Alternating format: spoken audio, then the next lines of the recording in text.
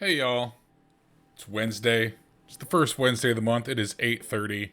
It's time for us to play Mythos Investigators. We're back after a month, well, not really a break because we always take a break for a month between games. This is our monthly Call of Cthulhu game. We are about to run session 3 of what is expected to be a 4-part series, but who knows, and may kill us all tonight. So we'll find out. We're going to get right to that. Just a couple of quick announcements before we get started. I took basically the last 6 weeks off of streaming.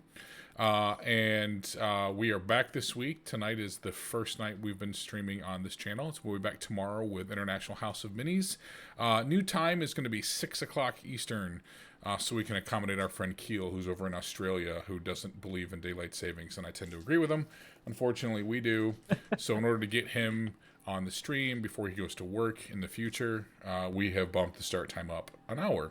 So we'll be here tomorrow night at 6 o'clock for International House of Minis. Join us to hang out, paint stuff, and just chill hang.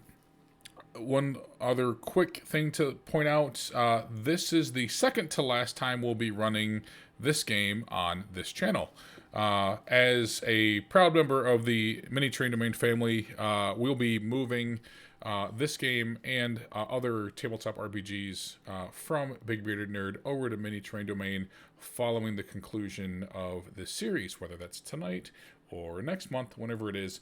We're going to finish up Silent Sky here on Big Bearded Nerd, and then we'll take a little bit of a break on Mythos Investigators, and when we come back, it will be over on Mini Train Domain. So I'll be making sure to remind everybody of that as well. We're not going away, just moving channels in the future. So, and lastly, as we start off every stream here, we want you to know that you matter. Whether you believe it or not, whether you think it's true or not, we care about you, and you matter. And it's very important for us here at Mini Train Domain to and Big Bearded Nerd to highlight the importance of mental health awareness and resources. So if you are ever feeling down, like you don't know what to do or where to go, you can always come here, type !help in the chat, or just hang out because I've got it on a timer, and there will be resources that will pop up in the chat for you. We want to keep you around. We love you, and we want you to get the resources and the help that you need. So please, please, please stop by. Type !help in the chat for those resources if you need them. With that, I am going to turn it over to our keeper, M. Davies. Please don't kill us tonight. So, all up to you. So no pressure or anything. But like saying a teacher gives you a grade. You earn your grade, Dwight. You earned that death. So we'll just get right into it. Again, also just a reminder that Mythos dice are in effect. I have my handy dandy little roll table. And so we can just get right started. We left off, you were on the rover heading away from your base to what originally to the main moon base. However, you intercepted a very strange distress beacon signal frequency coming from just a bit beyond another one of the moon bases. And so that is the direction that you are heading in right now. When we left off, Ali was not doing super well with a teared spacesuit, though we think that Clive was able to handily patch that pretty well, but we'll see. So during this time, it's about an hour during this rover trip, are you talking? Is it silent? What's going on during this trip?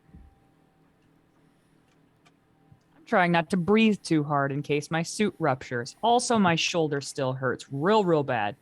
And I'm pissed at Dr. Fitz. Who else? I'm totally monologuing the entire time, talking all about all of these strange things, the conspiracy theories that's going on, the fact that in the direction that we're headed right now, where the signals come from, that is where I have a source that gave me some coordinates to a a strange structure that was found, and now I'm going to I'm pretty sure that's where the sound is coming from, and we're going to find aliens. Absolutely. So I'm doing my video stream, rocking it. Aliens. Yeah, I guess Clive is probably keep an eye on Allie's suit, double checking the repairs holding, monitoring her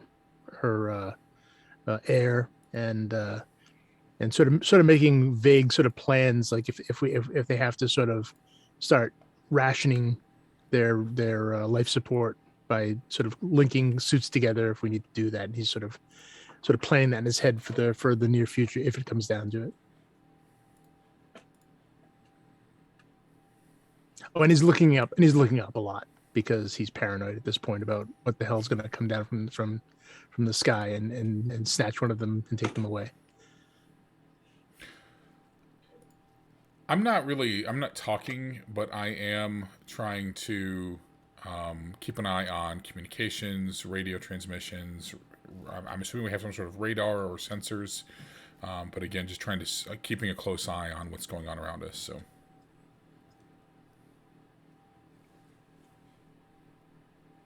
what about Dr. Fitz? I believe when we last left off, you looked out the window and saw someone waving at you. A nice little spaceman in a spacesuit. Mm-hmm. Oh my God. Yeah. I think I'm just kind of periodically in the same way that Clive keeps looking up. I'm looking behind us. I'm looking around, and the whole time just what? No, so I'm just muttering incoherently.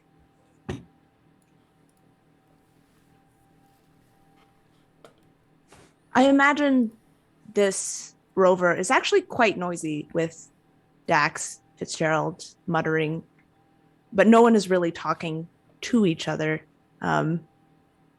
as you drive. Eventually, Killian, you see what looks to be a very large blip on your radar. A large structure, it seems. You see as you crest over a hill, rocking a bit.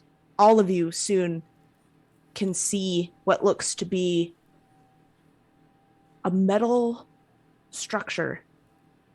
Actually, several metal structures, all connected together with these, what looks to be metal tubes. It looks like a very old and preliminary version of the ones that you were living in. is it something I would have seen on any maps or schematics for what we know is on the moon up here? Okay. No. Hey, Killian, what the hell is that? I don't. A building? Shrewd but dull. It's I'm asking why, that shouldn't be there.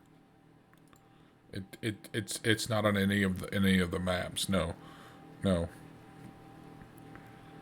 It looks old. Is it? And I didn't think there were any of the countries up here that had the resources to put something here like this. Can we see any markings on it? Is it just? Or even language writing or something may indicate a country or. And when you mention that it's old, I think that kind of gets my attention. I think I can't remember if he mentioned or not, but Fitzgerald sort of has an interest in archaeology, at least on Earth. So I think the mentioning of this thing being old kind of piques his attention, and I'm suddenly looking at this thing, and looking for any signs of recognizable architecture or anything. So you don't see any kind of writing. This station is completely blank, like just metal. Very. You don't even have any logos that you would normally have that was on your NRG buildings. Mm-hmm. And Jake, with your Dr. Fitzgerald, with your aptitude and interest in kind of older things, you would see that you would recognize this as definitely the precursor to your NRG moon bases that you have now. Very rudimentary, but definitely you could almost pinpoint the actual layout looks very, very similar to your moon base. I think I would start pointing that out. Different aspects of it. Yeah. It's a lot more archaic, but if you look there, you can see where our quarters would be. That would lead off to the main hub. Yeah, that makes sense. Everything's further in, not quite right. But yeah, hey, Killian, we get any heat or any lights, any kind of EM transmissions, anything from that? Yeah, indicate that it's got power. I'll run whatever I can on this transport to see if I don't know if we have sensors on it or not, but you have very basic meters and stuff like that.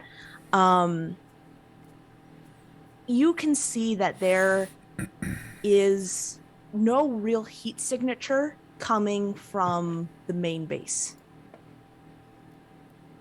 However, as you turn a corner, as you're kind of pulling in, you see another rover with the NRG symbol on the side of it. An exact replica to yours. Did these indicate which base they came from? Like, are these rovers individually numbered and all that kind of thing? Yeah, absolutely. This one says Unit 3, so Moonbase 3. Oh, and that's where we were headed, right? Is Moonbase 3? Yes. Mm-hmm. Yeah. Okay. Oh. Looks like someone else picked up the same signal we did. Is there any way to tell if Killian, is there any way to tell if anything's alive in there? If that is like a team from Moonbase 3 or did we lose try calling her. Did we lose communications with Bunny after we left? We still have connection. Okay. Yeah, she's in the rover. Okay. Bunny, do we have any information on this? Any satellite overflights or anything that might give us a readout, or any radio signals? Well, I'll take a dodgy conspiracy theory at this point.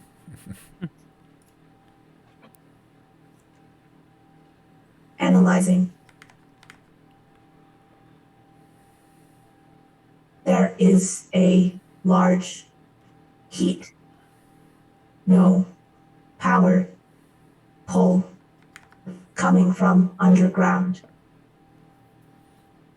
There is no power to the base. I will try to contact Andy.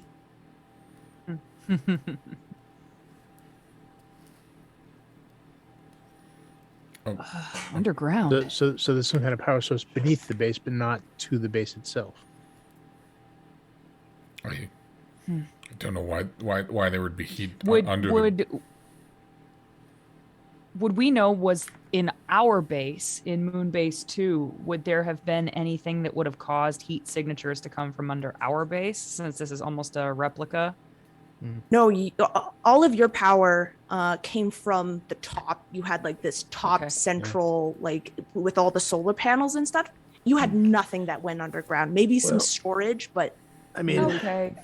if Yeah, if this is older, maybe it had some of the old nuclear power plants that I mean they usually buried those pretty deep to keep to avoid chance of radiation leakage, that kind of thing. Well, if there's people in there from Moonbase 3, then we could at least go make contact with them and see if Well, we can. First things Yeah. first, let's get you a new suit before we go too far. I would love to do that. My patch job is holding, but I don't like it. Also, and I hold up the gross paper mache looking lump that is my arm. I'm like, it's a little bit heavy. Yeah. All right. Let's. I mean, they gotta have something here. It might be even if it's an older model, it'll at least have no holes in it. And Allie is still just kind of trying to like almost consciously keep like her heart rate down just in case I do spring a leak. All right, let me go over and I'll see if I can get us in. So I'll hop out of the rover and I'm gonna go over to what passes for an entrance and see what if there's any kind of control panel. See if it's something that looks familiar. you can see that there is, in fact, some kind of control panel. This one has physical, like, buttons to push, numbers. Yeah. There's no touchpad or anything like that. Yeah. It's old. And what you do see on it is a screen, a very small screen that is red, and it has Russian written on it. You mean Russian letters, not the word Russian. Like Russian script. Yeah. I knew it. What country is that from? Oh, yeah. His Russian parts, his American parts make no difference. All are made in China. Made in Taiwan. Okay, so I forget. I don't think I speak Russian, but I knowing electronics, I'm just going to look for. I mean, if it's locked, with some kind of code, that'll be another issue. But for now, I'm just going to try and assume that it's just an open button, and I'll try and see if there's any power going to it.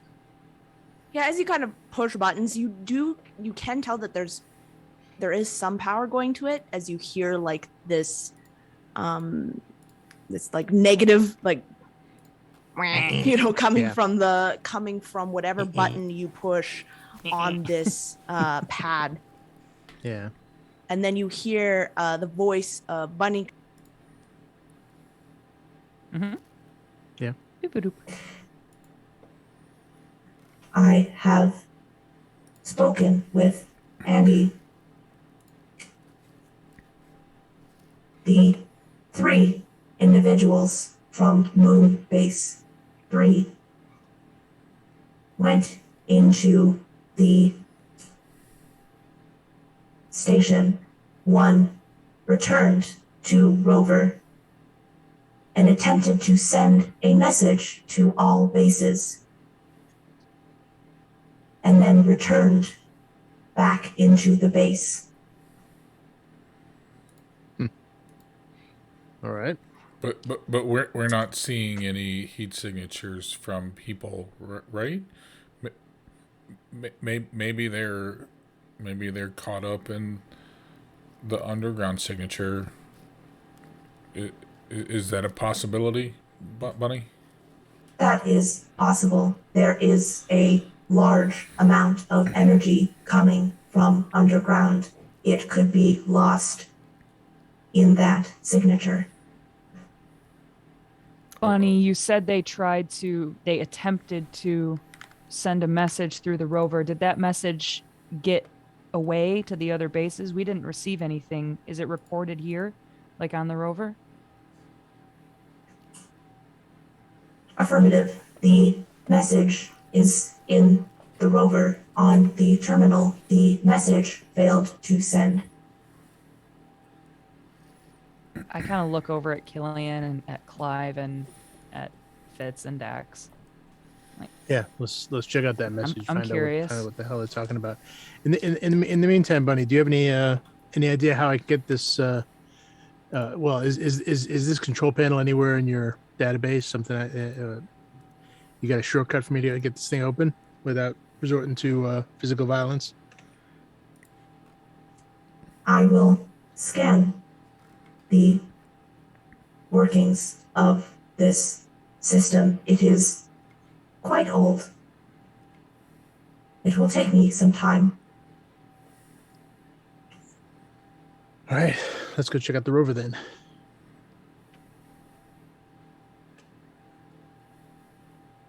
So yeah, I'll go over and take a look at the rover, see what see what they were trying to send. So who's going to the rover? I think I'll go as well to Yeah. help with communications electronics.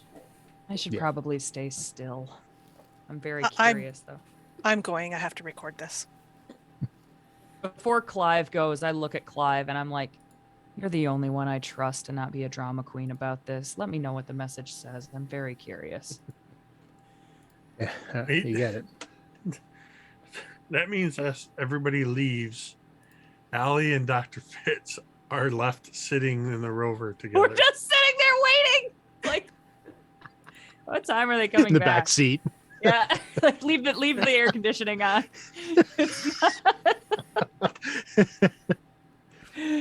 We're just sitting there quietly. Yeah, you know. We're just running into the store for a second. So the moon. We left the windows down. We're good. And when does Fitz really say that? I just give him a dirty look, if so, and then I just kind of keep trying to on. breathe slowly. Come out to the moon. We'll get together, have a few laughs. This place sucks. He actually does say that, trying to make a joke. I sort of laugh, and I'm like, nice place to visit. Wouldn't want to live here. Wouldn't want to die here either. Yeah, tell me about it. So as you walk to the rover, it is an exact replica of what you have as you Moonbase 2, and you are able to open up the hatch to get inside. And I imagine that within this rover, there's like a little terminal with like a computer and like a touch screen and all that to be able to send correspondence and stuff like that. Sure. However, as you walk in, something immediately catches your eye. On the walls, the ceiling, and the floor, all their words covering the rover, the inside of it, written in various handwritings and scribbles and wording. And you see, one moment, you see these. Oh my god. You see that written everywhere, and you also see that written everywhere. Okay. All right. So- That's well. That's Cyrillic. It's, and I look at Clive, right? Yeah. Same thing's written on the building. This place was Russian. Still is, presumably. Someone. It's now when you say written, you mean like actually written, like somebody hand wrote this in crayon or something. Yeah. Like in Sharpie. Yeah, like Okay. in yeah, probably in Sharpie. They still have those. Yeah. Okay. Well. All right. And so as you're looking, you see that there is a terminal. And you see that there are 4 unsent messages. Why don't you let's dig those out, Killian, and I'll Yeah. I'm gonna take a quick look at the at just the general condition of the rover. See if there's any damage to it. Has there been any weapons used in here, or has there been any? Has it seen any violence or action? If you look, you don't see any signs of anything amiss other than this written all over. You can even find the marker that was just used and then dropped and scribbled, but everything else seems immaculately in order. Yeah, I will start working on the communications, see if I can pull out what these unsent messages were. I'm going to wipe my finger along some of these to see if it smudges. I'm trying to see how old they were written. It's dry. It's you can't really smudge it. It's in there. Yeah. I was gonna say it would probably have been dry anyway, just the surface of the moon.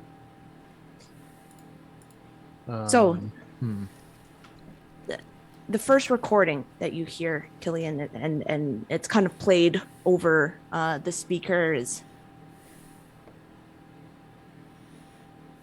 this is Commander Tara Patterson.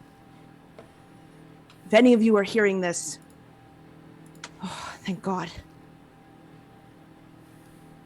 We've discovered, or I should say, Dr. Frederick Sokolov discovered a frequency.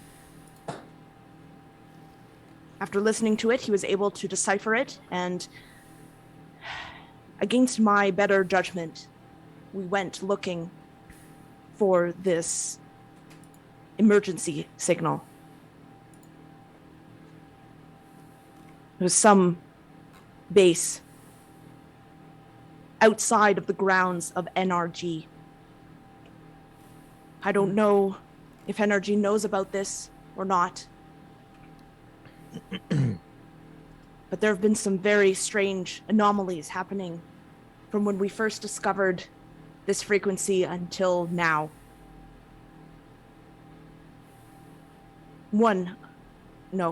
Two. Two others are injured within the base.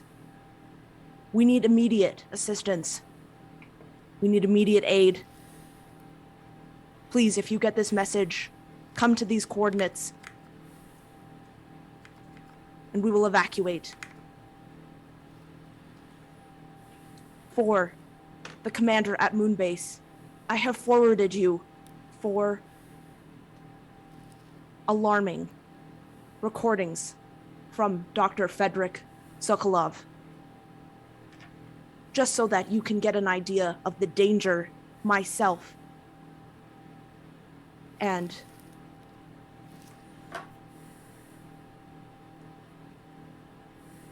there's a long pause. I have to go. Please, if you get this message, please help. And you hear this static. That seems ominous. Well, Oh my God. someone needs our help, and we can't just leave him here. Let's we got to get in there anyway. Allie definitely needs a new suit before we go too much further, and we should find out what the hell's going on. Maybe there's other resources we can grab from here as well. We're gonna be needing probably some oxygen soon too. Was that all of the recordings that on there, or was there anything else? You do see the 4 recordings that Tara had mentioned. All had to have the signature of Dr. Frederick Sokolov.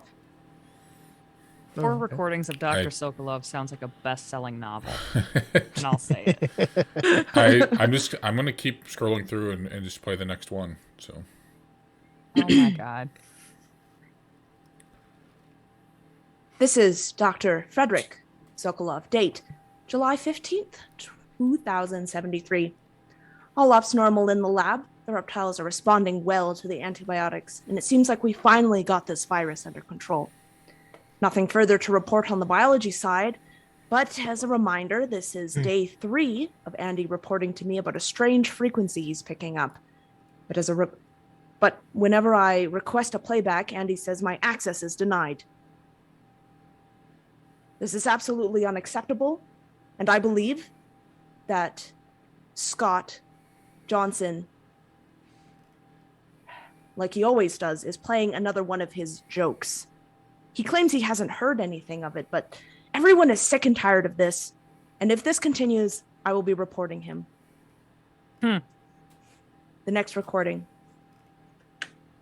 Dr. Frederick Sokolov, date July 15th, 2073. Tara finally believed me about this strange frequency from Andy. With her help, we found an auxiliary radio and tried to find it. And we did. It was a distress signal in Russian.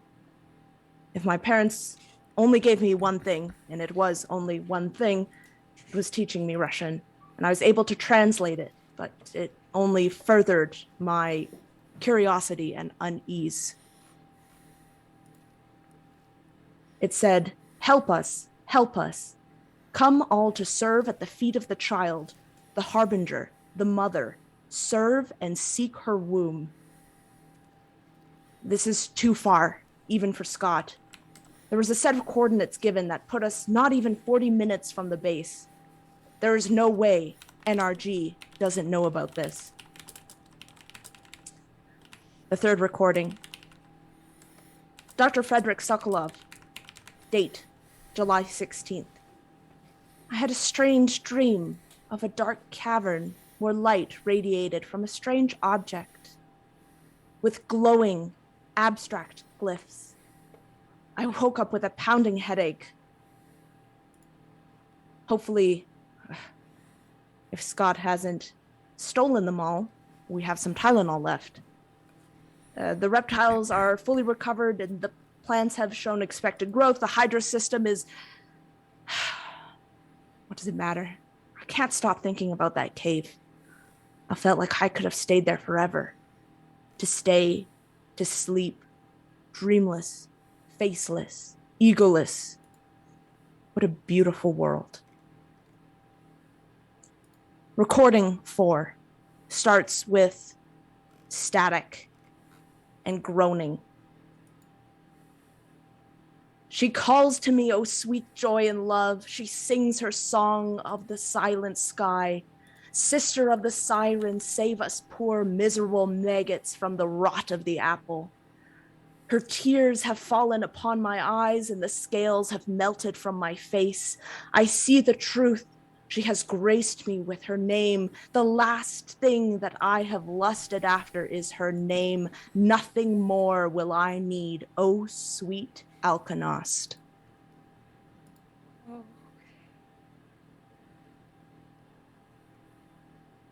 And the recordings are done.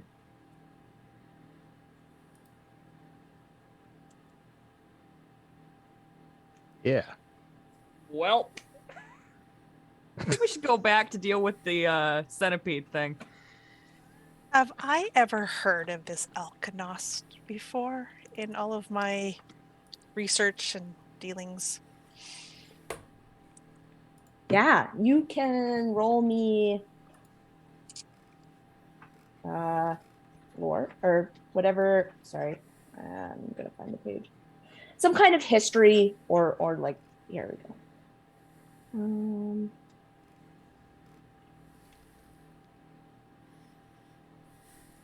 Yeah, I would say if you have any kind of like history, occult, I guess. So yeah. What about paranormal phenomenon?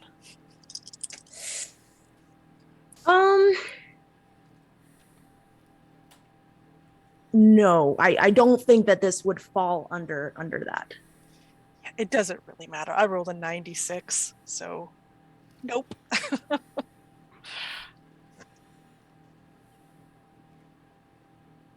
Yeah, you you have no idea what Alkanost could be.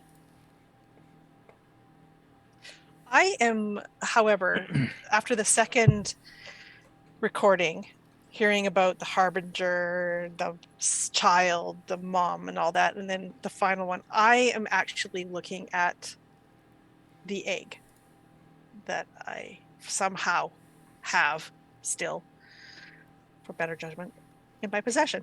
Is it doing anything weird? Yeah, that rock. The stone with Yeah. the yeah. It hasn't really changed.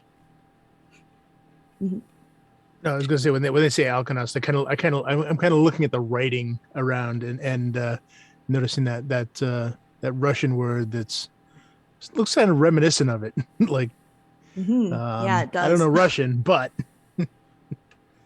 I'm thinking that that's what that is. The rest is gibberish to me, but I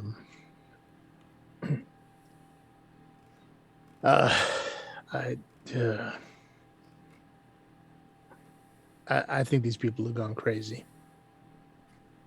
I think we should get Alia's suit and we get the hell out of here. This is way above our pay grade. Do these rovers like sometimes have a cargo compartment that maybe we could find an extra suit inside of one? Yeah, you could look. There's cargo stuff always. Yeah, so when Clive says finding Alia's suit, I think like Dax is at this point trying to be helpful. Oh, you mean in the other rover? Yeah, in the other rover. Yeah, it wouldn't hurt, I guess. Yeah, so she's going to open that and see if there's anything. All that was in ours was tourniquet stuff, apparently. As per NRG's, probably cutting a few corners, you find the exact same thing that you had in your cargo. No extra, very expensive suit. All right.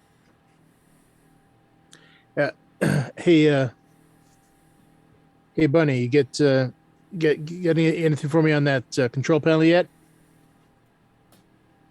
Affirmative. All right, let's get it open. I believe I can reroute power from one of the rovers to make the base functional on emergency.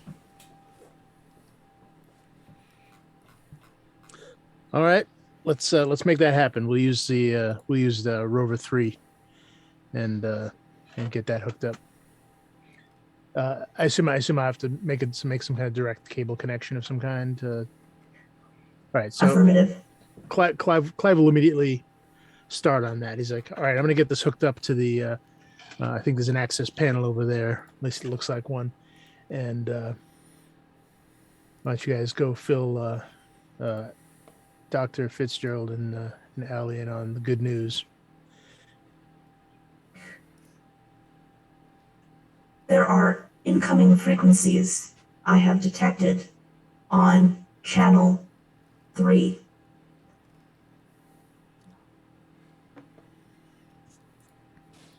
I will. And you would know that that's like the personal channels that that you would use like within the base. Okay. Oh. I'll see if I can get that to come through. If I can connect to that channel.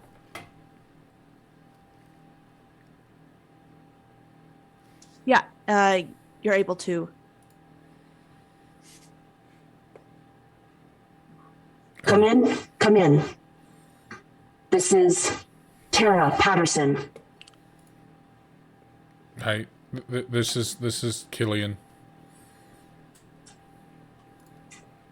Oh, sorry, Killian Astor. Esquire. Is everyone okay?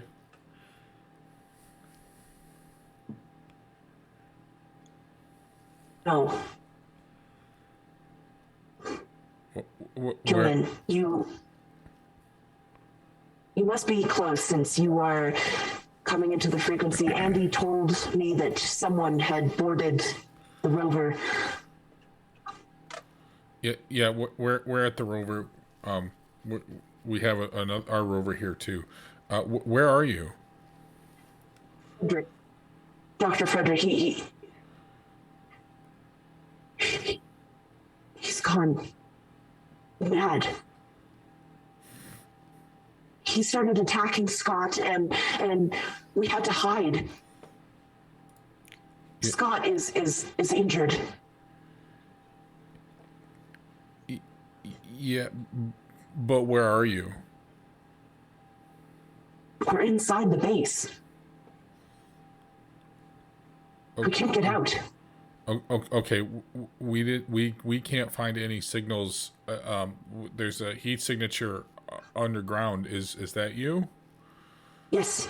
We're there's an elevator shaft in here. We're hiding in it. Oh, okay. He can't find us yet. Do you know where he is? No. I don't. So, and I kind of look around to everybody around me. So to find you, we have to go in there, and we don't know where he is. Please, Scott, he's hurt really bad. I look at Clive and I'm just like, You are such a you are such an asshole. One communications guy to another communications guy. Come on, man. Yeah, I kind of shrug and I kind of roll my eyes and I start saying, "Okay, this is Clive West. We're seeing what we can do here, and it up, and I let go of the button." Wow. Everything's fine here now. Thank you. How are you? It's like, what is it? I don't want to go in there.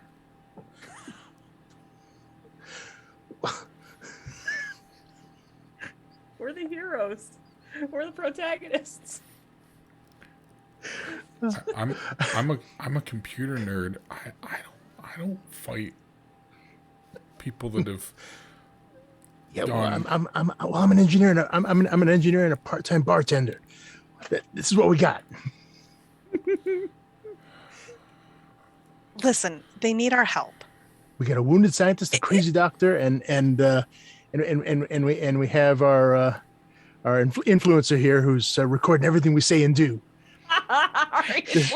Listen, if we were in the same position, you'd want somebody to help us. It's only right. We should help them. I wouldn't want me to help us. Dax just I got no. stares at Killian. He turns to Dax. He's like, I got no argument for that. I got nothing.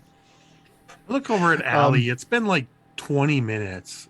Like, I don't know.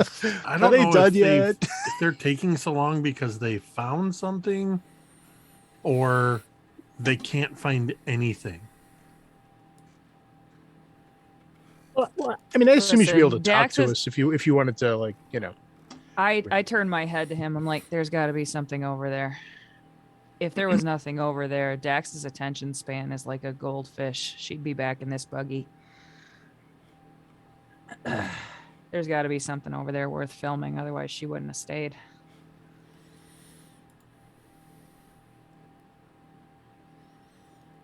You know I'm right. I think with that, you can see that Dax starts stalking, maybe comes out of the rover and starts stalking towards the base, because I'm not going to wait anymore. My eyes kind of go wide. I will key my mic to call back to Dr. Fitzgerald and Allie. Hey, we got a situation.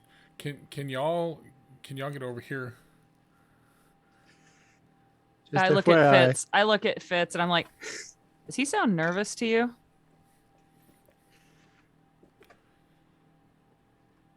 Probably a little more than usual. Yeah.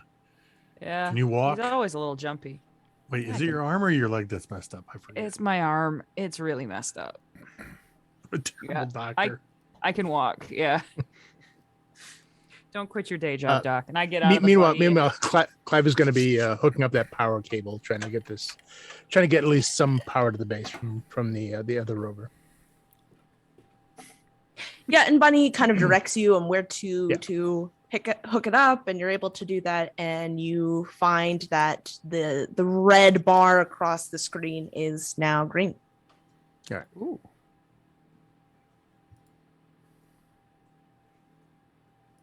And I imagine we're parked pretty close, right? Like it doesn't take us forever to walk up there. Yeah. Sorry, I was going to say that. But... I look over specifically at Clive, and I'm like, so what did we find?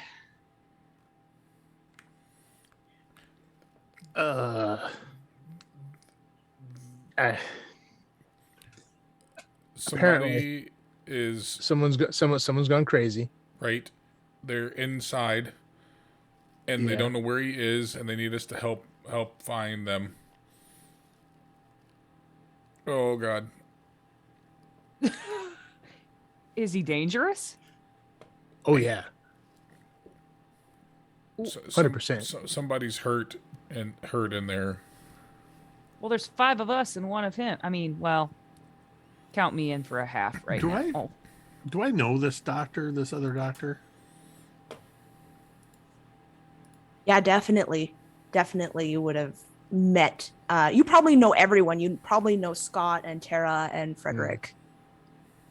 Would we all or just him? I think you all would. I would imagine that you all went up around the same time, so you would have attended schools and stuff. At least familiar with them, yeah. Yeah, yep. All right. Well, the door's ready to go if we're ready to go in. Are there other people in there other than the mad doctor? Why go in? Well, yeah. Apparently there's 2 people hiding somewhere, I think. Oh. Are they crazy too? Well, crazy is an awful heavy term to be using. We don't know what kind of trauma these people are under. If we can find them and talk to them and get a sense of what's going on. We've been under our own stresses the last several hours. We don't know what they've been through. I give Fitz another dirty look. All right. With his perfectly intact suit. All right, Doc. And shoulder. You get point on this one then. And let's but wait, again well yeah. But again, priority is the suit for Allie. Because if that's life or death. And what you can do is if you see this Doc, you know him, right? Good friend of yours, I guess. Yes, he was a colleague. Right. So you know him. It's your area of expertise. I yield to your doctorness. Right. Okay, then I will take point. And then I kind of look around through. I give him a wink, right? a wink, and a good slap on the shoulder of reassurance. Through this door, right? Yep. Here we go. I was saying through this door. Yes. I hit the green button. Open the airlock. And I'm apparently leading the way. You hear the heavy sounds of metal on metal as the doors kind of slowly open, creaking with their age. The airlock, you hear the hissing noise of it as it undoes and kind of slowly opens for you to go into. I kind of shout over the noise. They really made these things to last. Yeah, what you immediately notice is these walls are very thick, and it opens with this clang, and the darkness awaits you on the inside. We take off like at least our helmets in here, or is the when- atmosphere well, controlled in Once here? we cycle the airlock, we'll see if we can breathe in or not. Yeah. This is kind of more Clive's territory. I would be actually asking Clive, like, Do we have to leave our suits on in here? Let's leave them on till we're sure what we're dealing with. So once everyone's in, I'll close the airlock, pressurize, and then I'll turn. I assume our helmets have helmet lights, so I'll turn helmet lights to so we can look around, and then I'll check the readouts, make sure that we have full pressure, air, temperature, that kind of thing. Exactly. As we head into this building, Perfect. I think now's a good time for us all to roll on the Mythos table. Oh, yeah. So, I forgot about Mythos dice. I don't know how. Do it. I forgot. What do we do? I forgot. D100. D100. All of us? Percentile. All of us. I spent 5 Mythos dice. Nice. Wow. Congrats. You say that like it's an accomplishment. You spent 5 dice and I got a 55. Ooh, let's go play the lottery. I got a 55. What? Yeah. Oh no. You are brothers now. Something is going to happen to both of you. The same something. Twin terror. Oh, how bad can it be? An 87. I got a 63. If you could put your numbers in the chat, that'd be great. Oh, sure. Yeah. Sorry. Easier to keep track. If you want Jake, right, to roll Twinning again is winning. Hashtag. Hey. No, it's great. It's gonna be okay. great. Yeah. Oh, good. Mm-hmm. Yep. Okay. Dwight got the biggest number. He should get to go first. Okay. Plus, he's the one that did this, so. Tell us how you really feel, Carrie. Exactly. Okay. Bastard. It's my channel. I do So what these- I want. will be affected sporadically. The first one though is Killian. Sorry. as you walk into this airlock and as kind of closes around you, you feel something on the back of your head. It's a very strange sensation. You feel an inhale and you feel a set of your lungs being used, but you're not using them. What the fuck?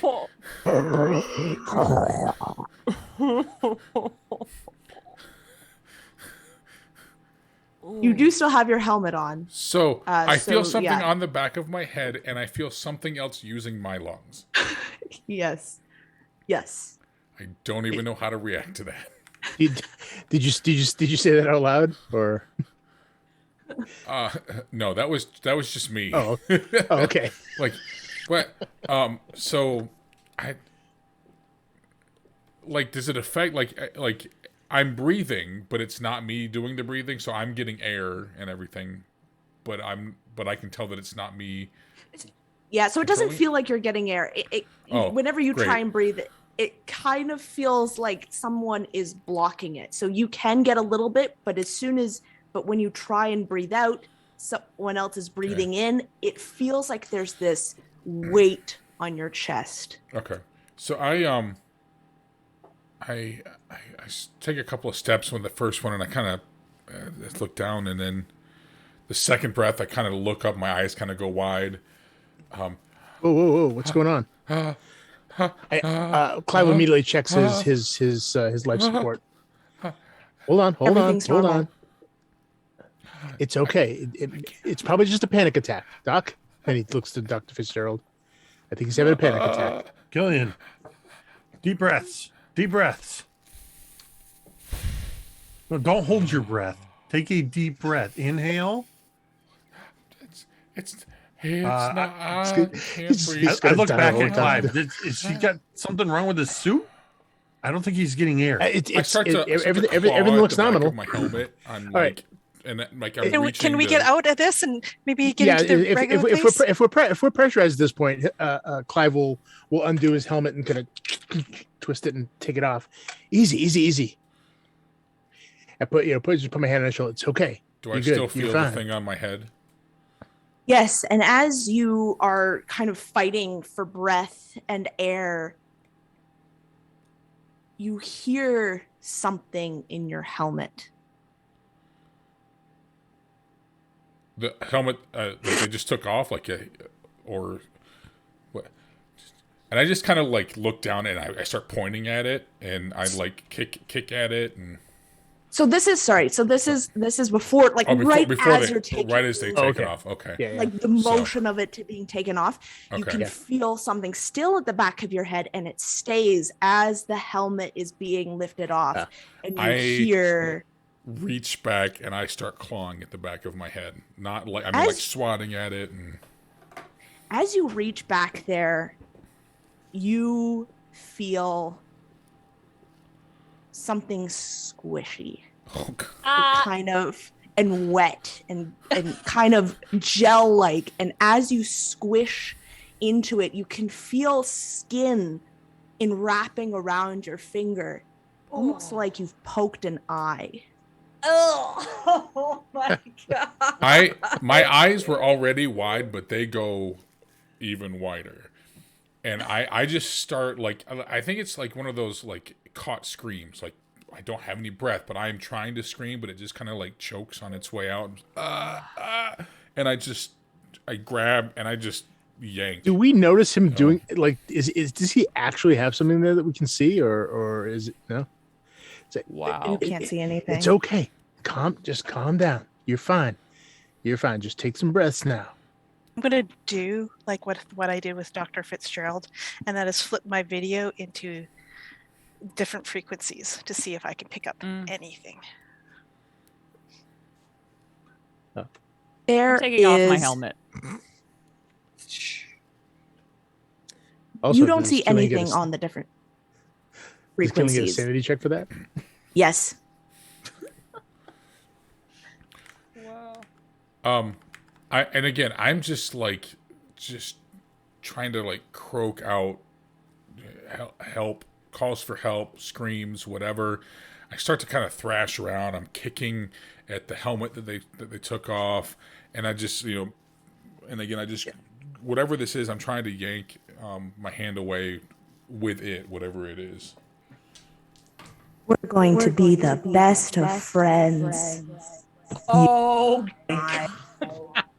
Together forever. oh. Do I recognize this voice? No. Okay. And again, I'm looking around at everybody as again I can't say anything.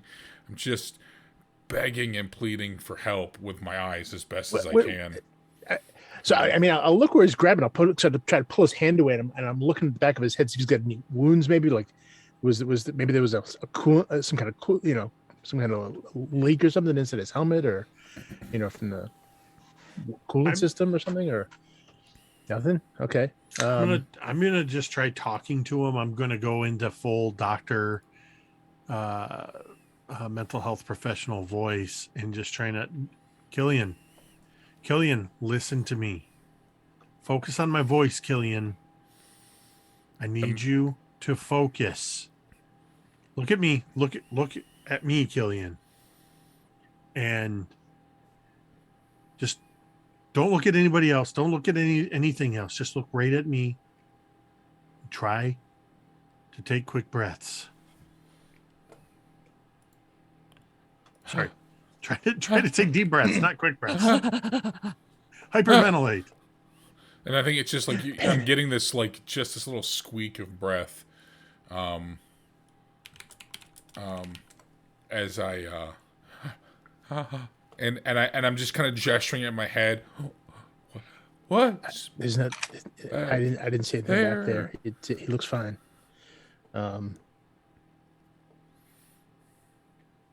I'm not picking up anything on any other frequency. Like, all right. Look, Killian. If he passes out, he'll start to breathe. He'll be fine. Make sure he doesn't hit his head. Oh, where did you go to medical school? God, I've had panic attacks, Fitz. We don't need to tell God and everybody. All right, All right, Doc, you got this. I'm gonna go. I'm gonna go check see if there's a. I mean, there should be some suit lockers right outside the airlock here, so I'm gonna go check for a replacement suit for Allie here. I want to go with Clive. Dax, are you staying here or going with Clive and Allie? I'm gonna stay with Killian and try. I'm gonna try and help him, but I'm still recording because Yeah, it's less pervasive. It's not in my hands; it's just always on. But I'm gonna try. I'm a little concerned because something. We just got a bonus die from Tamiko. Thank you, Tamiko. So you're kind of in this entryway where this is all happening, the airlock essentially. Clive and Allie, you step over the threshold of the airlock into kind of this branching hallway. And now this Dr. Fitz was right. This looks almost mirrored to your own base. So you would be able to kind of know where the extra suits might be held. So you're able to head that way. Yeah, I mean, what design makes sense, it makes sense regardless of who made it. So yeah, he'll immediately, kind of get his bearings and then go look for the environmental suit locker. Okay. In the meantime, Killian.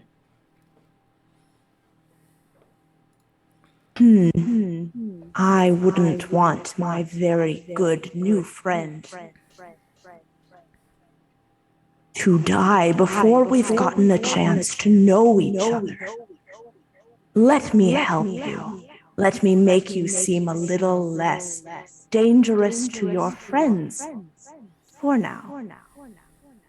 And Killian, immediately you can feel the breath back in your lungs. There you go. Nice deep breaths. Inhale. Exhale. As I'm doing that, I'm going to think at this voice. No, I don't want to say anything out loud, but I want to see if this is a thought thing, because and it just, what are you? Does it respond at all? Yeah, you can hear whispers and echoes in your mind. I'm your friend. I'm going to protect you more than these other things will. Oh my God. Usually friends don't suffocate their friends. This is all new for me. I apologize to you. Okay. Friend. I forgive you. Please don't do that again. This is great. This is a great start. But, do you have a name? My name is Killian. Okay. Nope.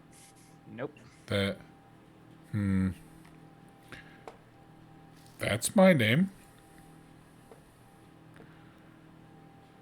No, silly. You're such a jokester. That's my name. Okay. Haha. And again, I'm just like, this is all like just my brain processing Silent.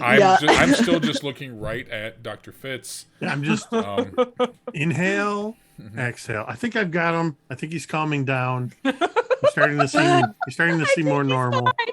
He's fine. Good work, Doc. Oh, wow. Are You're such you, a lifesaver. Are you me? No, silly. I'm your friend. I can tell you of dangers that you can't see.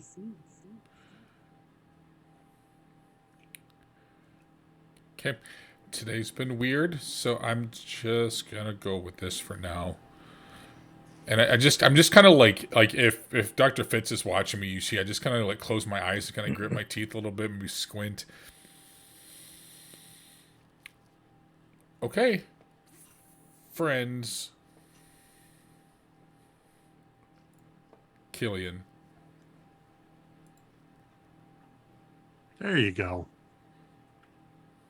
You feeling all right, buddy?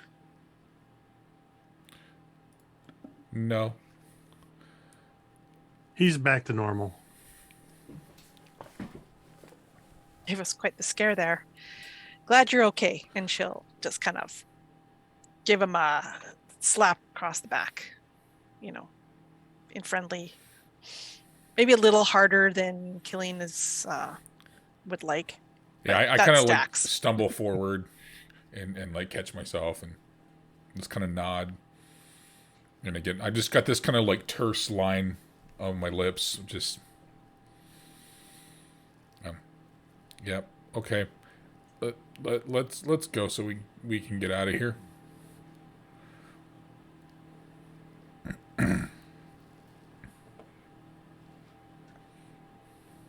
Where are Killian, Fitzgerald, and Dax heading?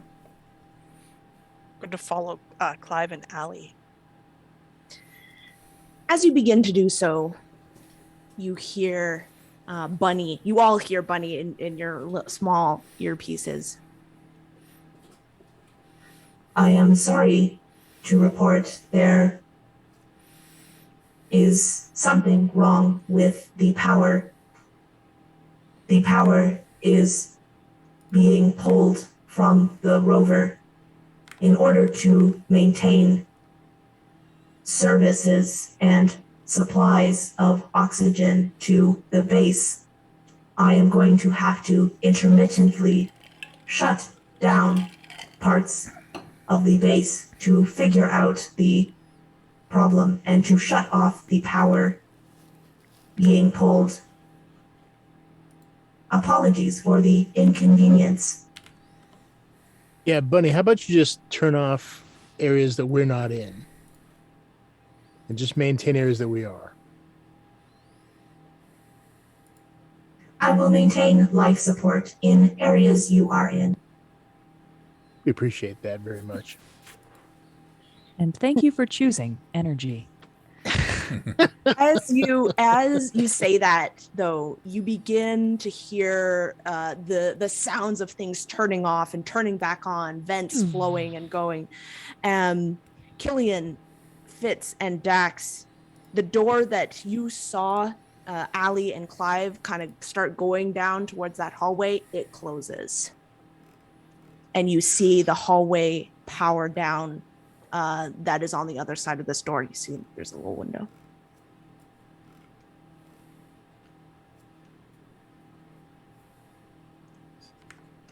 Oh, we're not going that way. Bunny? Did you just close the door in front of us? Affirmative. It will be back momentarily. I am routing. I am routing. Routing. Routing. Routing. Routing. Killian, is she broken? I'm sorry, what? Oh my god. No, we're screwed. We are screwed. Bunny, she's being weird. Is she broken?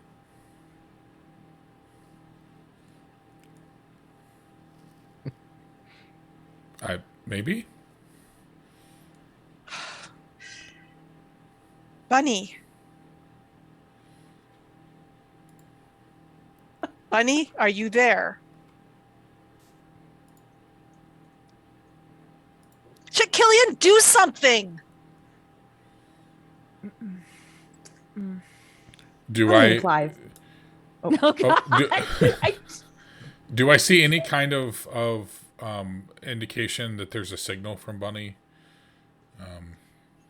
Yeah, the signal is there. Bunny's just not responding. Okay. God, she's ignoring us. I think she's Allie- routing. She's probably sick of our shit, and she just wants us all to shut up so she can do her work. I mean, Feminism. if this is basically like our base, so this is clearly not the way to go. We just go a different way. Okay. And I'll turn and take one of the other passages. I mean, Clive did tell me to take point, so. Uh-huh. So Allie and Clive, you walk down and you're able to kind of find the area where the crew quarters are, where they keep a lot of the extra equipment and so on. And you turn knowingly to a locker and you're able to open it. And in fact, you do see an extra spacesuit. All right. Oh, However, good luck. Okay. However, it is Welp. it is old. it's very. Yeah. It's very, it is one of those really large ones. I mean, in real meta wise, it's the ones that we're used to seeing. Yeah. Yep. All right. Well, let's. So big. It ain't the prettiest thing, but let's get you into it. And I'm I'm not not that. picky. It's beautiful. to be perfectly honest, I'm not too confident in the structural integrity of this place. Yeah, it's good enough until we can get something better. And Allie starts to, she already had her helmet off and sort of under her arm, and she just sort of starts to like get out of the rest of the suit that she's in. And she pulls her arm, which still hurts pretty I'll bad, help out with of the arm, make sure it doesn't pull any skin off or anything like that with it. And As you begin to pull it off, Allie, you feel this pain in your arm as you kind of slowly peel off. Easy. You can see that indeed the suit did rupture, and if it wasn't for the fix that Clive had put over top of it, you probably would have lost your arm. But as you look at your arm, you see this black tendril, this line of where the tendril kind of wrapped around your arm. oh my God, Clive, look at that shit. And I like show him. Yeah. That's you know what? You can get a tattoo, cover that right up. It'll look fine. Yeah, it's kind of metal, isn't it?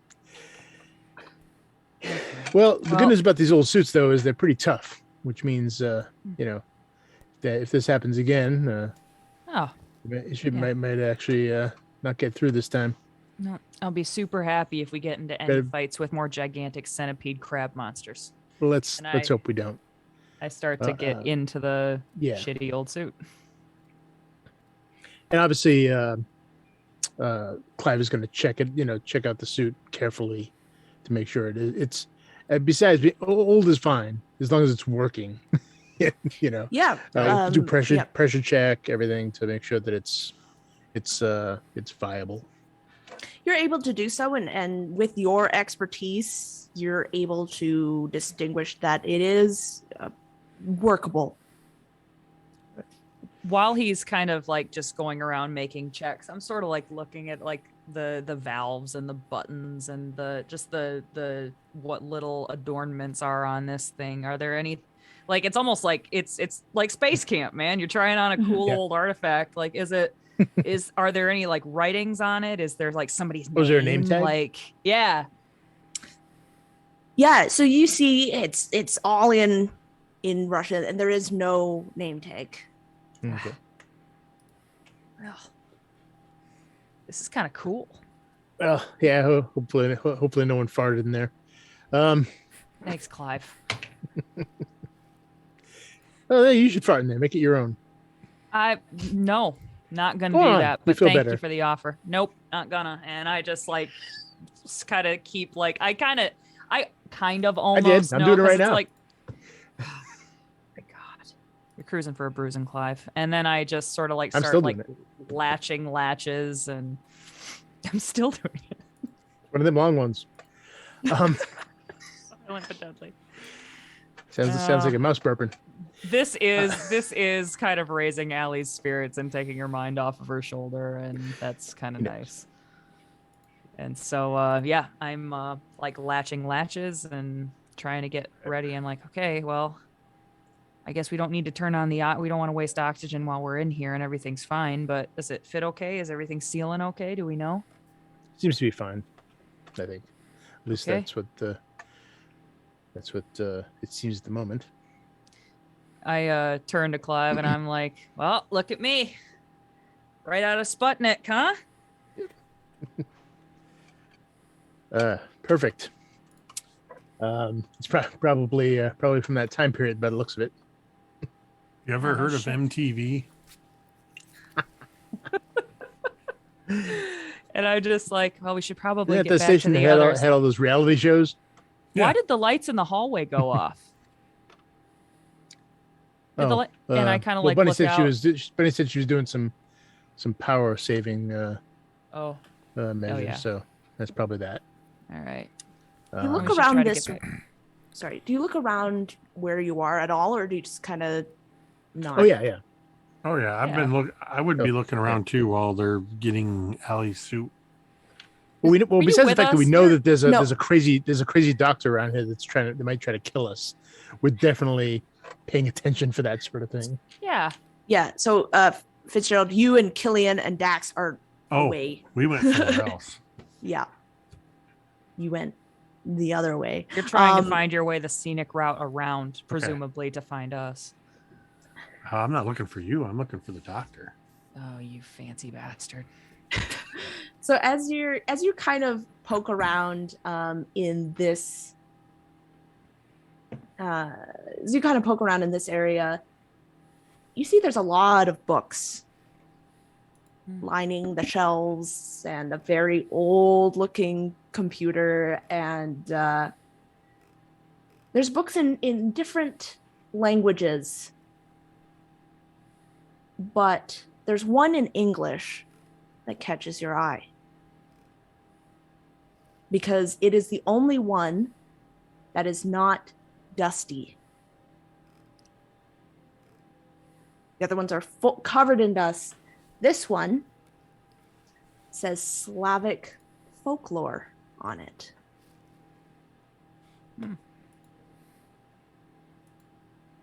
Hey, Clive, check that out. Want to brush up on some Slavic folklore?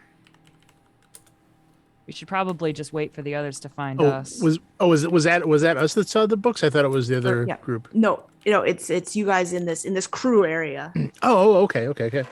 Yeah. So stay in one place and wait to be found, right? That's he'll go grab the book. We should also look for some weapons in here. If these are Russians, they're gonna have guns around. Oh my God. Well, you enjoy that. They're sort of pragmatic that way. Yep. I'm gonna sit and read up on some Slavic folklore, and you look for the machine guns, Clive. Good luck. So, yeah, Clive is gonna check lockers, foot lockers, under mattresses, under pillows, kind of, looking around for. But to be clear, he's not going to get out of sight of Allie at this point, and he's going to, just going to stay nearby so we don't start splitting up too much. Yeah, we're already split up enough. Sounds good. So, Allie, as you open up, kind of looking around, this book is in English, and as you flip through the first pages, something catches your eye. Alkanost is one of the chapters. Ellie kind of reads it out loud to herself, like, Alkanost. That sounds bitchin'. And I just start to read up on Alkanost. It starts with A. It's as good a place to start as any. So you see that You read What? that. Why'd you say that word? I don't like that word. Alkanost, right? That sounds like a song. And No, it sounds like that creepy thing that they were talking about on that. Did you listen to What? transmissions? No, I Did you hear the didn't. I was waiting God with damn it. Fitz. What are you talking about? Yeah, they mentioned. Just tell me what it says. All right. And Allie just starts like reading. So it speaks about the Alkanost, a woman-headed bird who makes amazingly beautiful sounds. And everyone who hears these sounds forget everything they know and want nothing ever again. There is a kind of a prophecy that the Alkanost lives or will lay her eggs on the beach and roll them into the sea. And when the eggs hatch, a thunderstorm sets in and the sea becomes so rough that it becomes impossible to traverse. And many people are killed. And according to the tales, at the morning of the apple feast of the Savior Day, the Alkanost will fly to the apple orchard and cry. The Alkanost will brush dew from her wings and grant healing powers to all the fruits on the trees that she is sitting on. And I kind of get done pretty much reading all that to Clive, and I'm like, well, that's some trippy shit, huh? Yeah, well, maybe more than just that. I think this. I think someone here believed that shit, that crazy shit. Okay. The Slavs were a wacky bunch. You think anybody believes that today? Do you think anybody who was qualified to come up here? You remember all the tests they had us do before we left Earth. Well, if you'd asked me before I saw the giant space centipede, I might have agreed with you. But after the messages we heard and but all this Clive, other shit, that was something biological. That was something that was skin and bone and meat and teeth. We're talking ghosts and gods here. This is ghost stories. This is for kids. I hope you're right. Oh my god, I hate Let's just the way you let's say take that shit. I hate the way you say that shit. Let's take that book with us though, just to be safe. Cool, fine. Alkanost. And I kind of get up behind Clive a little bit. I'm like, Alkanost. So, Clive, as you're kind of looking around, you're kind of checking under beds and through chests and all that. Yeah. You see a panel. You notice a panel that has been kind of popped by one of the beds. Oh, like in the wall? Yeah. Mm-hmm. Okay. Yeah. So okay. Aha. So he'll go over there and pop a tool out of his tool belt and just kind of jimmy it the rest of the way. As you do so, you kind of pop it open, and you see laying kind of tucked in to the various wirings and pipes behind this panel, you see a knife.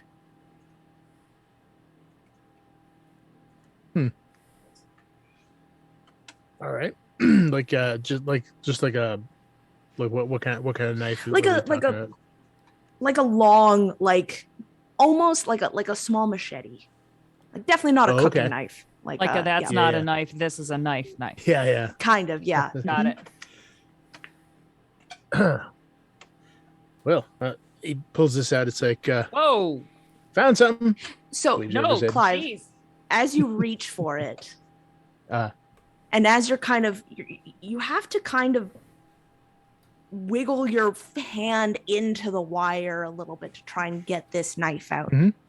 Yep. You feel a sharp pain in your hand. And when you try and pull it out, you feel a tug. As you look down and you see that one of the wires has gone through your hand. Ow.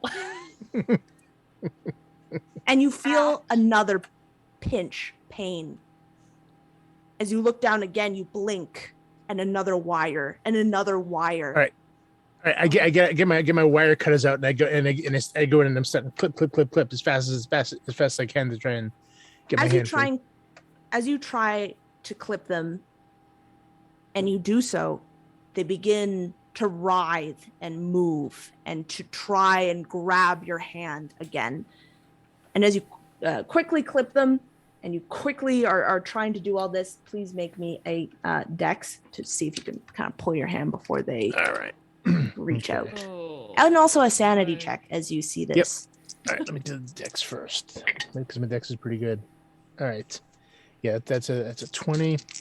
Ooh. So that's Nice. hard. Sanity 75. That is a fail. Okay, you're going to take you're going to take 2 points of sanity. Okay. And you are able to whip your hand away before these wires kind of snatch out at you. Wow. And he falls back against the bed. Oh, son of a bitch. What happened? Something to do with the wires. Fuck. And he's gonna make sure there's none still in him. If they are, he's just gonna use the pliers to sort of yank him out. Yeah, you look and you see. You see that. Yeah, there's some bits of wire still in, and you can see that it has gone directly through your hand, and your hand is bleeding quite profusely. Do I take any damage from that, like hit point wise? No, you do not. Okay. All right. Well, he's in that case. He'll just and then kind of yank him out, quick as he can, one at a time, and I just flick some of the blood off onto the floor and do the best he can to sort of bandage it up. Maybe just if he has to tear some bed sheets up or whatever, just tie it up best he can. Allie, you see Clive reach his hand out, and it is bleeding like everywhere. You see this blood. And as you're doing so, and as Clive is working to bind this up, and as you kind of looking, you have this book in your hand, and all of a sudden you hear screaming, and you recognize it as Dax screaming for help. Shit. And that's where we're gonna take a break. Oh. Uh-oh. All right. Cool. We'll be Hashtag back. hand stuff. Right. Well, with that, we're going to take a quick break. Give us somewhere between 5 and 10 minutes. We will be right back, and we'll see what other horrible things M can do to us. So, back in a few.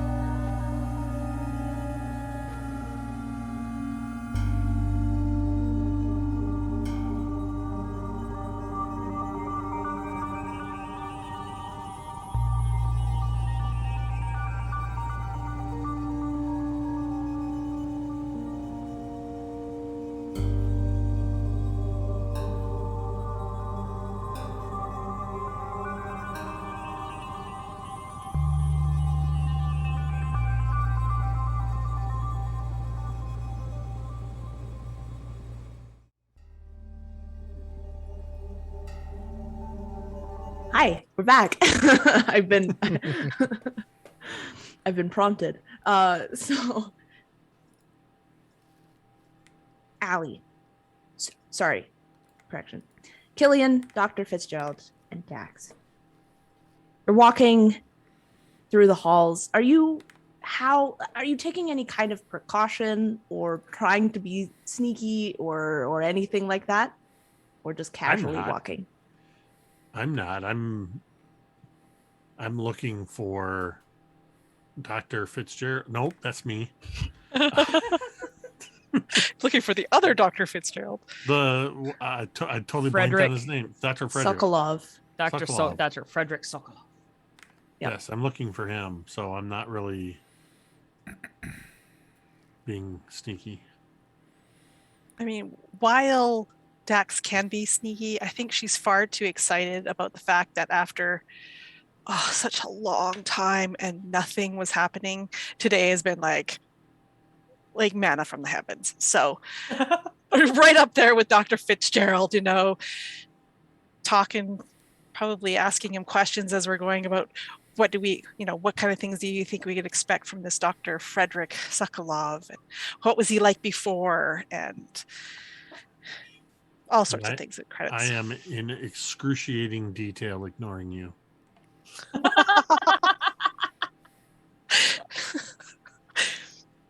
And you hear whispers from the back, and it kind of, you can feel the hairs on the back of your neck kind of tickle with the breath of the voice. Who are these people? And I'm just a couple of steps behind the two of them, and just kind of staring off into the middle distance, just enough to follow what they're doing and stay nearby. But I'm just kind of, again, thinking to my other self, that's Dr. Fitz, and that's Dax. I hate her. I hate her. And I hate her too. I think it's kind of a common sentiment around here, but yeah. Why is she still here?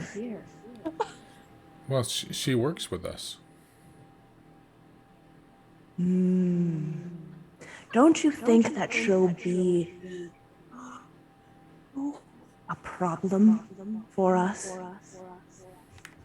Well, I mean, she's annoying and kind of grating, but I don't know that she's a problem per se.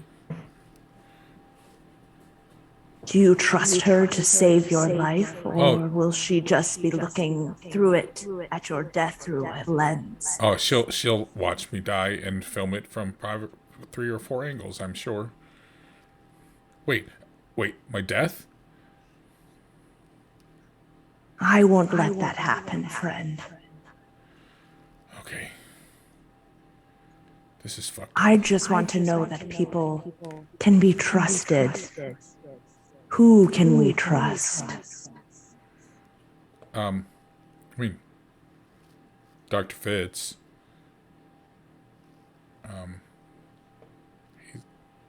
He's cool. Clive's a good friend of mine.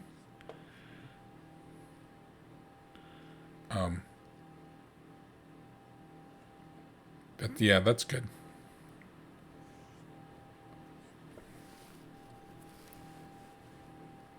Keep those in mind when the others are in danger. We must survive, friend. Okay. Is there danger nearby? Oh, yes. But not close. I can hear footsteps. You sound way too excited about that, if I'm being honest. Perhaps you should hang back a little bit. I will just Let the others go forward. Just slowly, ever so gradually slow my pace down so they just kind of pull away from me. But I keep them in sight. Fitzgerald, as you're walking, kind of looking around, your foot suddenly loses the air that it was, or the ground slips away from underneath one of your feet. And your foot falls into the floor.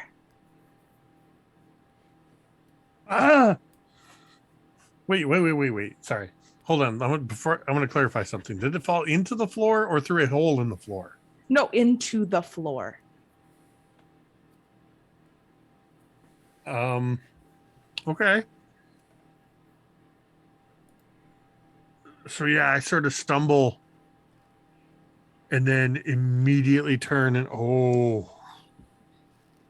okay.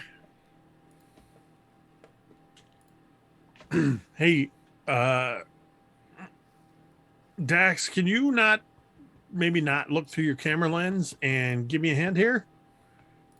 Yeah, I think actually Dax would have probably kind of as a reflexive action grabbed you as you stumbled because she would have been right there. Dax, as you do so, a noise catches your attention.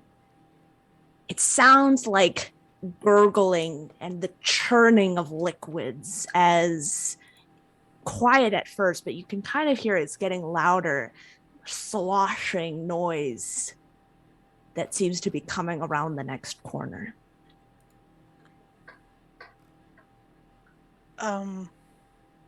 Dr. Fitz, there's something coming.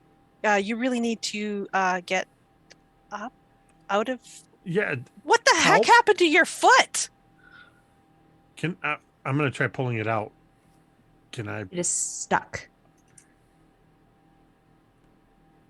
You see, I'm a good friend. I'm a good friend.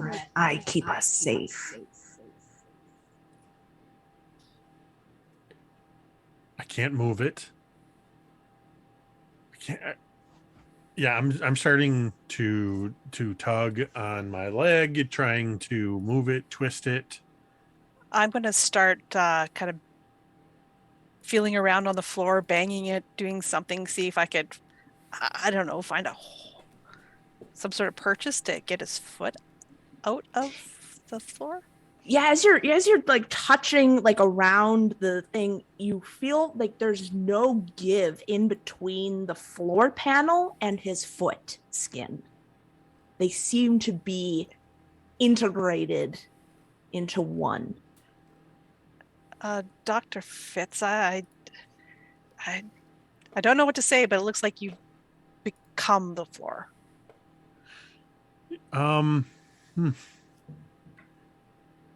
Yeah, that's not possible. And yet it's just stuck in between one of the floor panels, I'm sure. And I'm going to take a closer look at what Dax is talking about. You see it too. I need both of you to make sanity checks as you see that your foot is the floor. Like it just seamlessly. Under our sanity? Mm-hmm. Yeah. I rolled a 16, so I'm good. I passed. Okay. I might be good here. I rolled a 13. I'm good. Ooh. Okay. Well, I'm not good. This is not okay.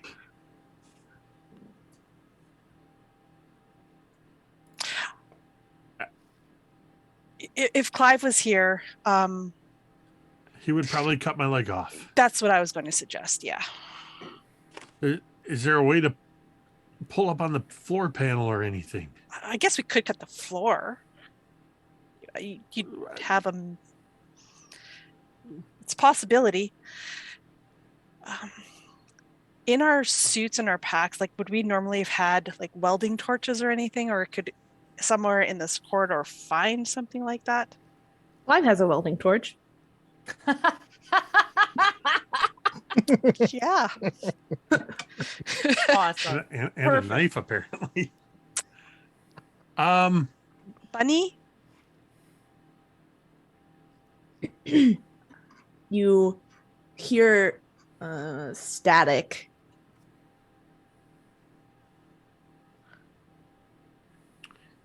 Hello. Yes. What was that?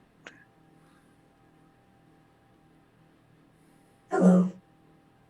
Oh, Bunny, thank goodness you're back. Where's Clive? We have an incident here and we need to find him stat. Clive is in the crew quarters. I can call him if you would like. Yes, please tell him we have urgent need of him in the wherever we are, and we need him to bring a welding torch. Well, a cutting torch would be more appropriate here. Or welding, tugging. He knows what I'm talking about. I hope so. I will inform Clive. Allie, you hear Dax blood curdling scream Holy shit. for help. Holy shit. Holy shit. Does Holy Clive shit. hear it? Clive, Clive, are you okay? Clive, are you okay? Yeah. I gotta go. I be fine. gotta run out real quick. Stay right here. Stay right here. Okay. I'll be right wait. back. Whoa. Wait. No, and Allie doesn't listen. okay, She just yeah. runs out the room and towards where she heard this scream. Son of a bitch. As you hear that, as you run out, Clive, you hear Bunny. Clive, your Yeah, Bunny, go ahead. attendance is requested in the south wing. By whom? Dr. Fitzgerald, Dax, and Killian Oh, are in need of your assistance, and they tell you to bring your welding torch. welding torch. Oh, God damn it. All right. I yell after Allie. Hey, Allie. Allie's No? fast. No. I probably don't hear you. I'm focused Allie, on the blood curdling scream. Yeah, your Bunny. ears are kind of drowned out by this blood curdling Yeah. scream from Dax. Yeah. Hey, Bunny, make sure you let Allie know that I'm going to meet up with the others, and give her directions on how to get there. Yeah, and as you kind of go out, you saw which direction Allie went, and it is in the opposite direction of the east wing where the others are. So this. Actually, how fast can you be in a big suit like that, too, though? I mean, it's it is what it is. It's not fully inflated yet. Not great traction on the shoes. She's but got what are you that gonna walker. Just sort of skating along, like behind a shopping cart.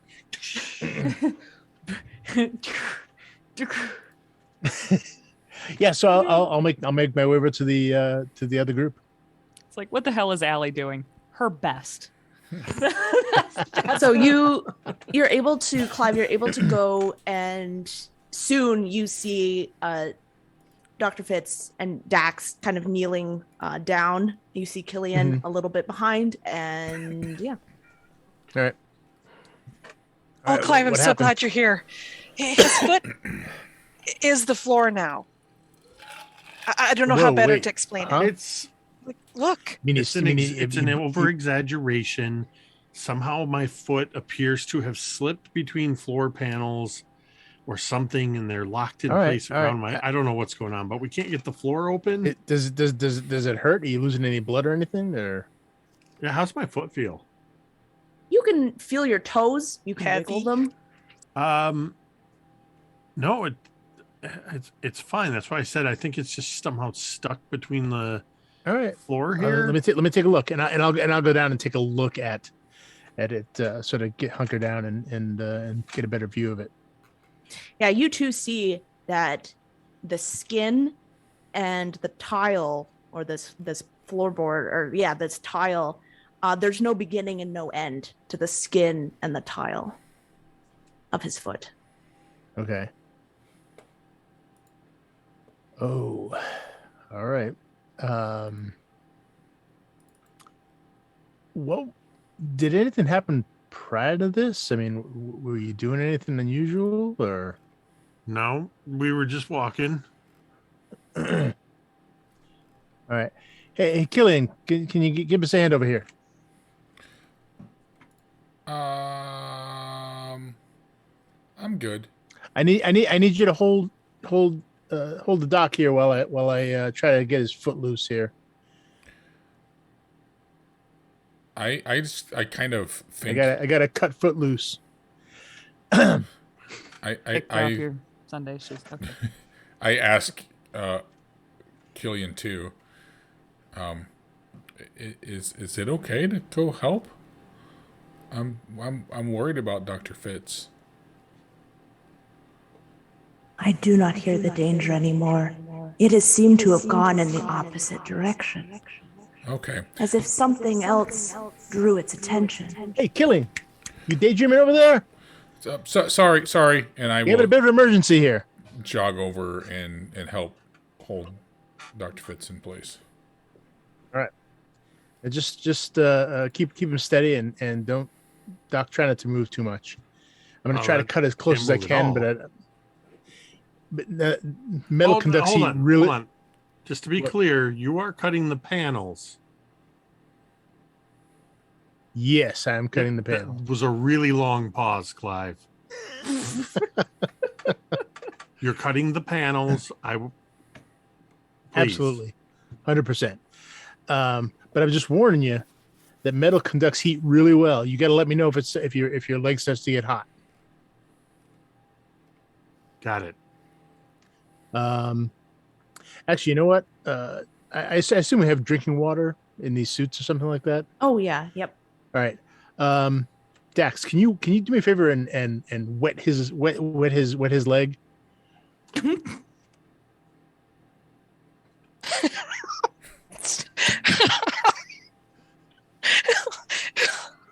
Yes. Okay.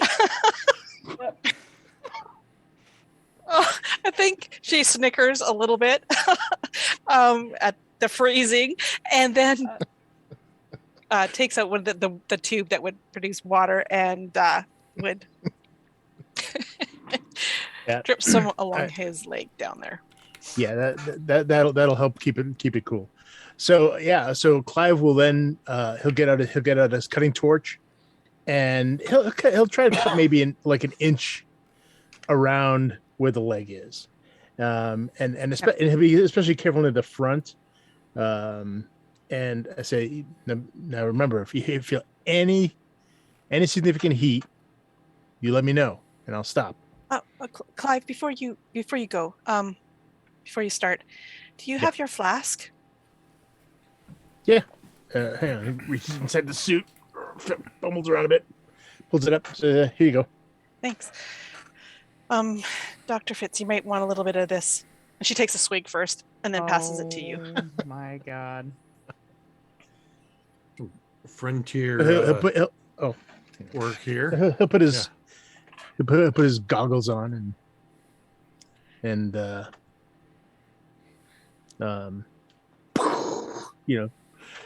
get the torch out and begin cutting. And I'm gonna be paying very close attention to how hot my leg is getting. As you begin, Dr. Fitz, you do feel the heat. No pain yet. Killian. Mm-hmm. There's danger. There's danger. Where? Get out. Behind us. I start running the other direction. Run. I don't even say anything. What, Killian? Where you go? What the? God damn it. Killian, you see him run. Dax, you hear that strange gurgling, sloshing noise again. And you see a shadow beginning to approach. You hear the sound of heavy steps. Slow. Where is this shadow coming from? Like, it's coming from behind you, so where you came from. In the direction that Killian ran off? No, the opposite direction. Yeah. I don't want to alarm you, Clive, but you might want to hurry. And then Dax that sounds very alarming. Dax is going to stand up and do her best to shield these two men with her tiny little body. Allie. Metal only cuts so fast. There's something coming. He stops. Don't stop! Don't stop. Cuts again. As you do so, you see these long, almost spike-like legs protruding, beginning to protrude from the edge of the hallway. These legs look very similar to the ones that this creature that you had fought or you had seen in your previous base, but this one is about 5 times the size. Shit, oh shit, oh shit, oh shit, oh shit, oh shit. Dax is getting louder and louder. Clive, faster, please. Yeah, Clive is just cutting as fast as he can. I'm craning my neck to look in the direction Dax is looking to see if I can see whatever they're seeing. As you're doing so, Clive, can you make me a like a mechanics check? Yeah. Yeah. Yeah, hang on. Just to see if you can keep a steady hand. Oh, please keep a steady hand. Let's see what's going to be appropriate here. Mechanical repair? Mhm. Okay. Oops. Don't roll a 100. Well, I have a 60. I rolled a 63, so I'm going to spend luck to succeed on that. Do I need just regular success? Yes. Yep. Okay. So you yeah, just need a regular success. Yep. I'll spend the 3 luck then. So it's going to take the same amount of time with just a regular success, but you don't slip your hand. You're able to keep it steady. Got it. Clive, I don't know if anybody's ever told you this. You are very good with that torch. Thank you very much. Just don't Please move. Stay good. I ship it. I ship it hard. Just lean on my shoulder if you need to stay balanced. Don't fall over. Because when if your foot comes loose, you might you might fall. So careful. So this thing approaches you, and as it turns the corner, you do see it's one of these insectoid-looking things, and it lashes out at you, Dax. And you just make me a dex check to see if you can avoid being lashed. Oh, that's not a very good roll. Aaron, have you survived any of our Mythos Investigator series? It depends on what your definition of survive is. That's a good point. Say, technically, she survived in the Tomb of the Mummy Lord. Okay, yeah. I'm going to blow a whole whack of luck to make that a success. Okay, you're able to dodge this tentacle lash as this thing kind of starts dragging itself forward. As it turns the corner, you can immediately see there's something odd about it. It seems to be injured on the back of its legs, and so it's kind of dragging itself towards you, but these tentacle type things are still ready to lash out. And so when we're looking at it, does it look like that it would be just as effective if you were up close to it, or does it look like once you get close to it, its legs would be a little bit unwieldy and you could like sneak in hits that it couldn't get at you? So, its legs are kind of long. It very much looks that its legs aren't used as the method of attack, but rather these little tentacle things. So, you don't think that there would be an issue up close or far away? Okay, so Either I'm way. in danger regardless. Okay, I think Yes. Dax is going to pull out the only weapon that she's got, this egg, this moon rock, this whatever it is. And I am going to run forward and try to bash its head in. All right.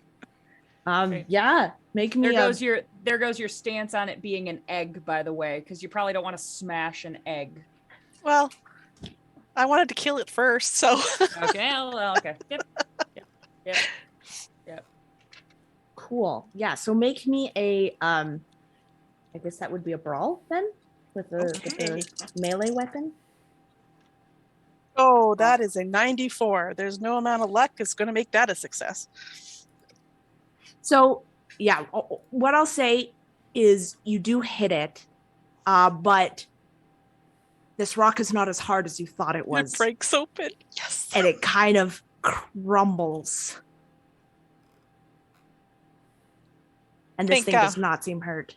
Yeah, I think Dax is now standing there with a big oh shit face. As she realizes like she's just gone in for the kill and miss.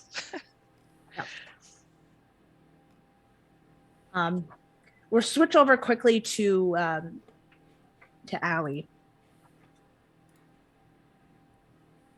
You're running towards what you think is Dax. You hear her screaming for help. You run faster and faster. Her voice is getting louder. You think that you are getting close to her. And you run into this room. Mm-hmm. And this room, at first, your first senses of it is dark. But as your eyes adjust, as you're kind of looking around frantically, you see that it isn't completely dark, but there is a glow. A very familiar looking glow.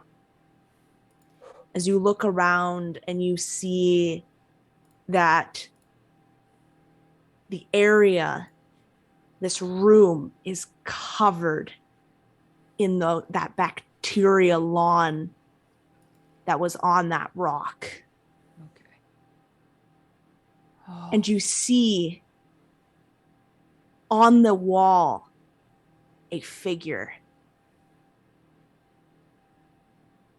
stuck against the wall.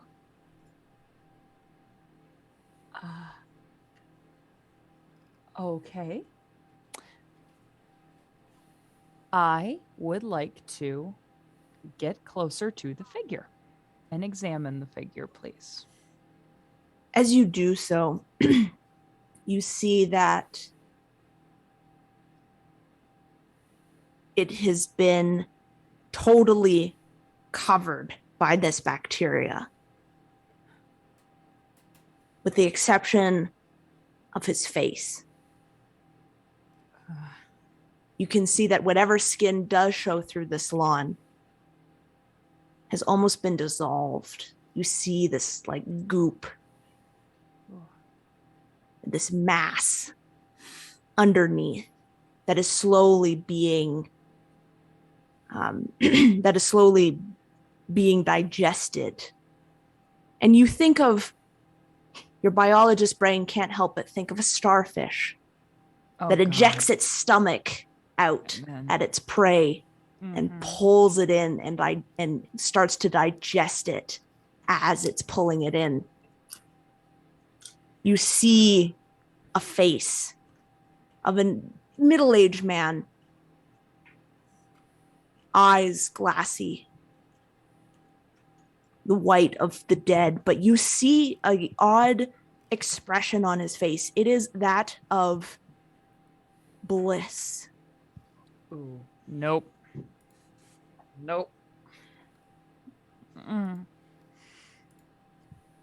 I kind of am just looking at this grisly scene, and Allie just sort of like realizes she's almost unconsciously continuously walking towards this, and then gets to a certain point and sees that odd look on his face. Is like, poor bastard. And then has the scream of Dax stopped? Yeah, you notice now that the scream kind of stopped when you ran into this room. Fuck. And then Allie would like to I just kind of want to continue looking around this room. it's to see what kind of room this was or what looks like might have like spawned this bacteria. Does it look fungal? Does it look bacterial? Like, what is it? It looks like like the same kind of bacteria that you had looked at under a microscope. So you can almost imagine these like little tiny microorganisms kind of floating around on this like lawn of color and bioluminescence. And as you're kind of looking around, you see that this room was a lab, like a similar to yours, a hydroponics lab. You see dead plant matter that has also been absorbed and digested by this lawn of bacteria that is covering it. You see this black ichor dripping from the tables. And in the corner, you see something very different from your own. You see what looks to be some kind of hole, some kind of like shaft. Okay. I don't want to go down in there. I want to go and look though, just to see like if I can see, is it deep? Is it just like a dent in the wall? Like, it's kind of hard to tell right now. So I just want to get a little bit closer and look. As you kind of look and as you're kind of shuffling around, you hear a voice coming from within this. Hello? Is anyone there? Is anyone there? Hello? Hello? Oh, it's Tara Patterson. Oh my God. Where are you? Scott and I, we're down here. Oh my God. Awesome. Scott he's hurt really bad. Oh my God. For the record, before I do what I'm about to do, Carrie is not stupid, but Allie might be. So you know what?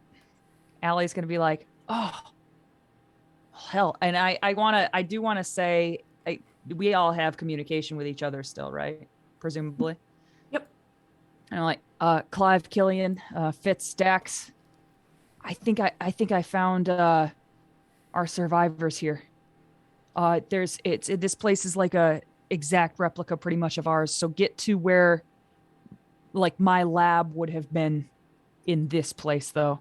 I think I found them. And that's all Allie would say. And then she would go and check out where Patterson and Dickface is.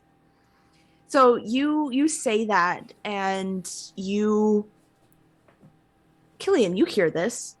You've run away. You can hear the sounds of a chittering bug behind you.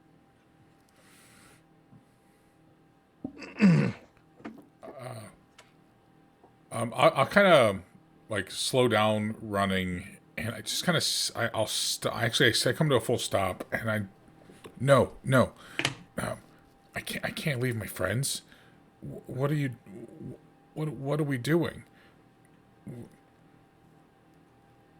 We have to live. We have to survive. Well, but what is it? What's back there? Why is it dangerous? I'm saying this out loud now. Just kind of like it'll kill you, and then we'll both be dead. Okay. Should I go help Allie then?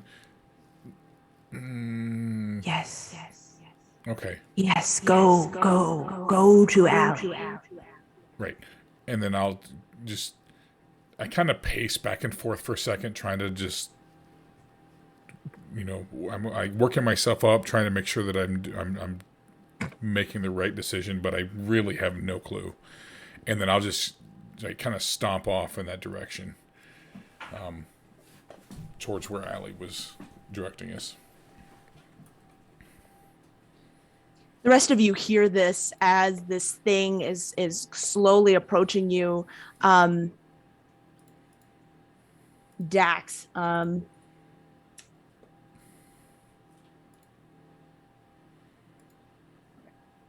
So sorry, if this is kind of a combat, I'm so bad with this. Highest then dex the- goes. It goes in order of dex. Highest dex goes first. Okay. This thing has a dex of 50, so it's not that high.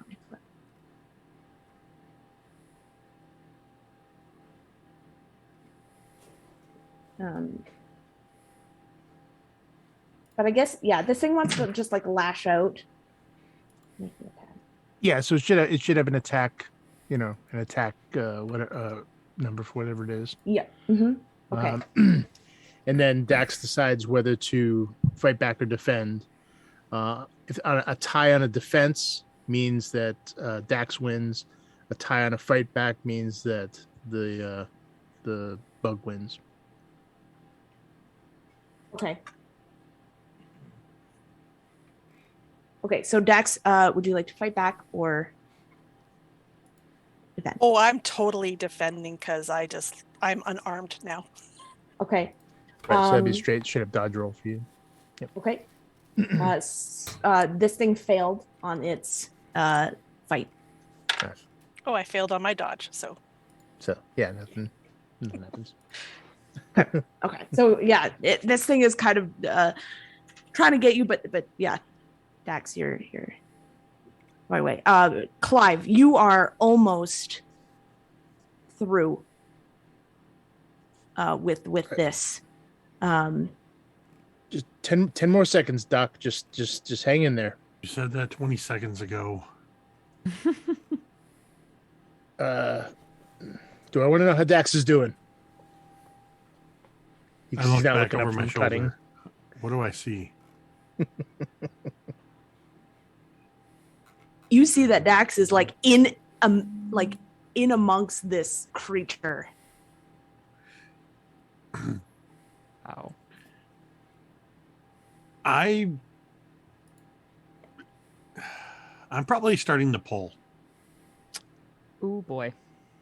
Mm-hmm. Make a strength. I think it's almost involuntary. As he's cutting through this, getting most of the way through, I'm starting to pull. Sure. Yeah. Make a strength roll. Ooh, let's see. How strong is Doc? Well, the first number I rolled is a 9. That's a 91. That is a fail. I have a 53 strength, so you are going to take 1 point of damage. Okay.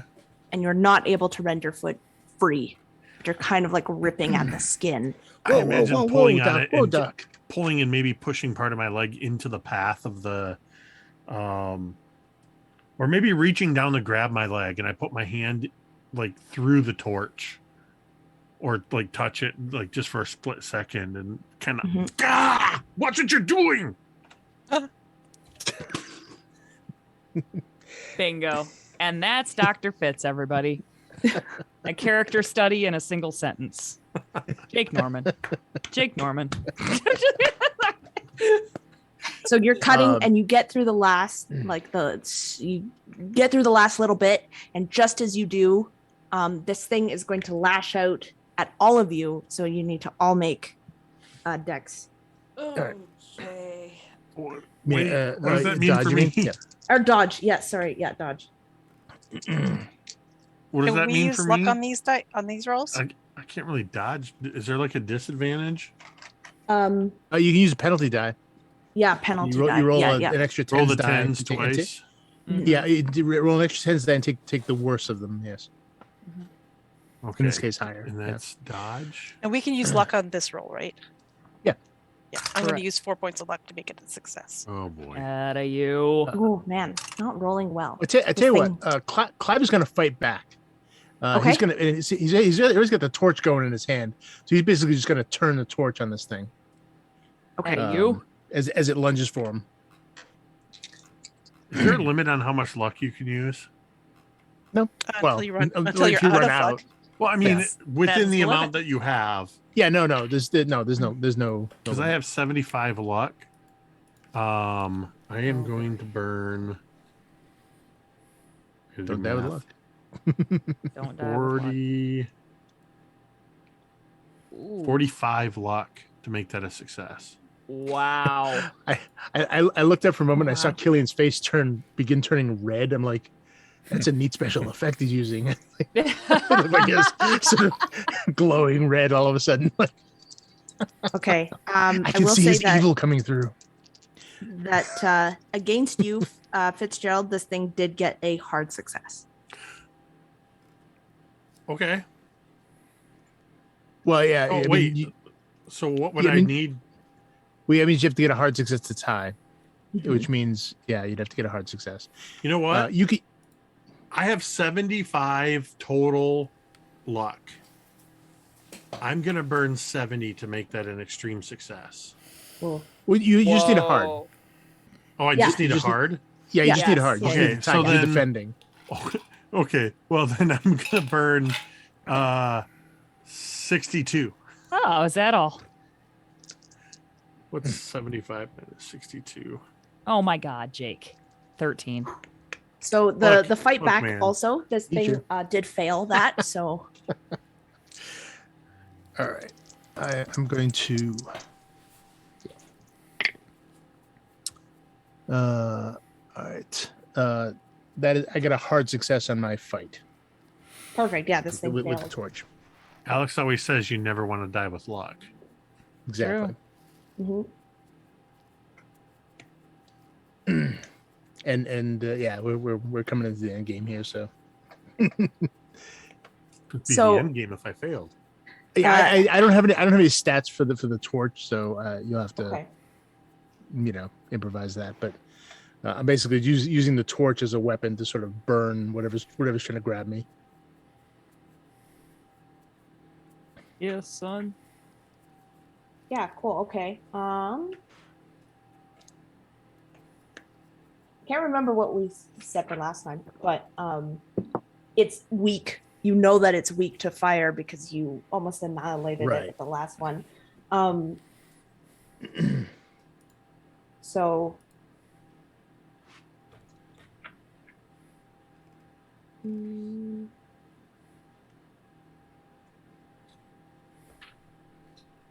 So sorry, would you just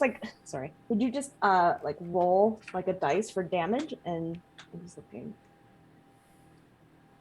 Roll a Sure. d20, Alex. I would say No, like I a mean- D6, I think. Would Oh, be... then Okay. NM.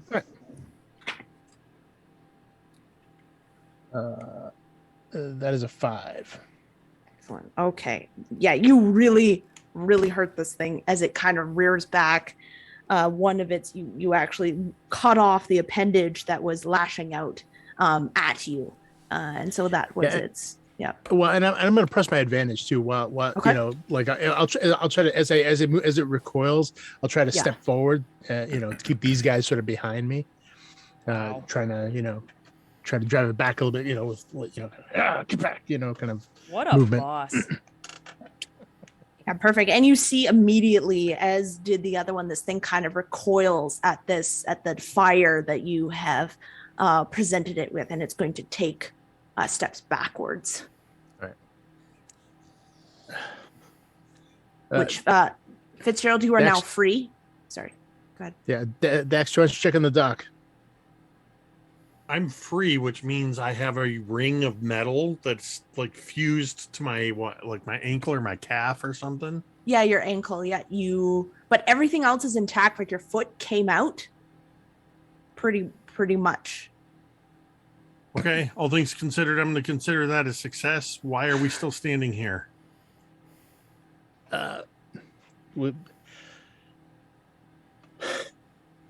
Find what go the other way. Find out where Killian went. He freaked out and took off. Yeah, all right. Did we Clunk. hear Allie calling us? Clunk. I forget. Did we hear Allie go over our intercoms? Yes, you or- did. Yeah, you did hear you heard Bunny. Yeah. You Right. heard Allie. Let's hope Killian is headed that way. Let's get to where Allie's lab would be. What do you think, I'm sticking with you. Doc? Good call. Wait, are we going for Killian or are we going for Allie? Well, we're going for Allie. She said she found the people we're looking for. And I hope Killian's headed that way, but he rabbited, so I don't know. I don't know where to begin to look for him, but we know where to find Allie. I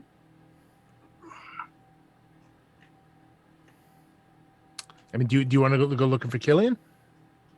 I'm really struggling with this. What Fitz would do. Screw him. I rolled an 88. I'm going with you guys. Good luck, Killian. Ethics be damned. All right. So with being driven back, you can all kind of take your action to get out of the way down. And because this thing is injured and it was kind of crawling towards you, you're able to outpace it quite quickly. Yes. All right. I will keep my torch out though, Okay. and ready to go, since it seems fairly effective.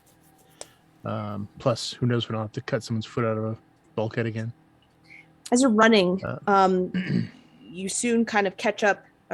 Killian, you walk into the room that the lab that Allie was, and you see exactly what Allie saw. You see this bacteria just covering the tables and the floors and the walls, and you see the figure kind of almost like legs spread out, arms spread out against the wall, kind of covered by this bacteria with the serene face. Hey, Killian. Do you know what that is? This seems not good. It will not hurt us.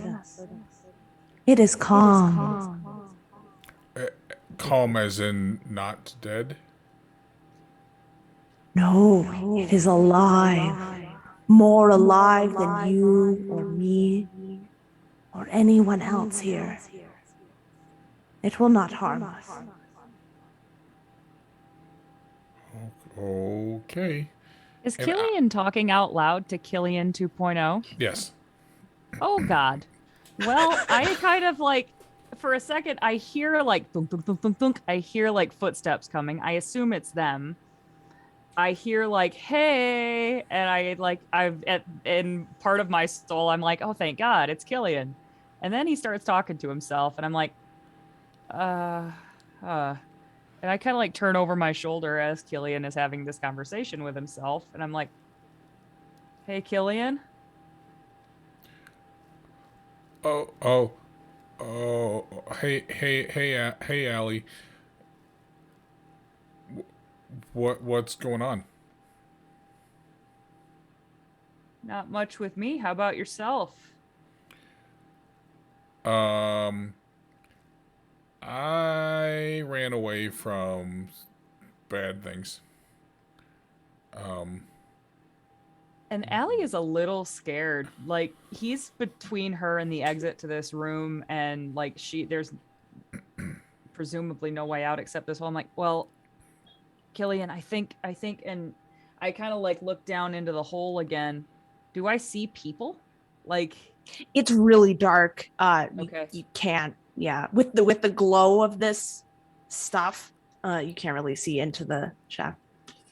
And I just kind of look at Killian. I'm like, Killian, I think they're here. I think they're down into this little tunnel here. I think they were calling at me from this. Oh, okay. And I will kind of think to myself, is it safe to go down there? Safe. Yes. But that one, her, she doesn't trust you. She thinks you're dangerous.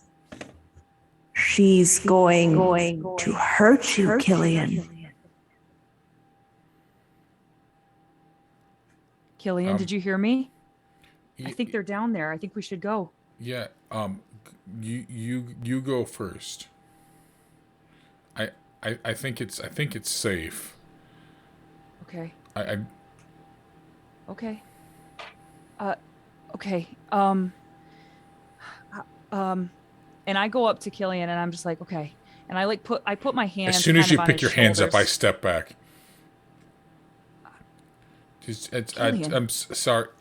Look. I don't know what's going on here. I couldn't breathe, and then something Okay. came out of the dark, and now you're mad at me, and I'm not I mad. don't. Yeah, you are.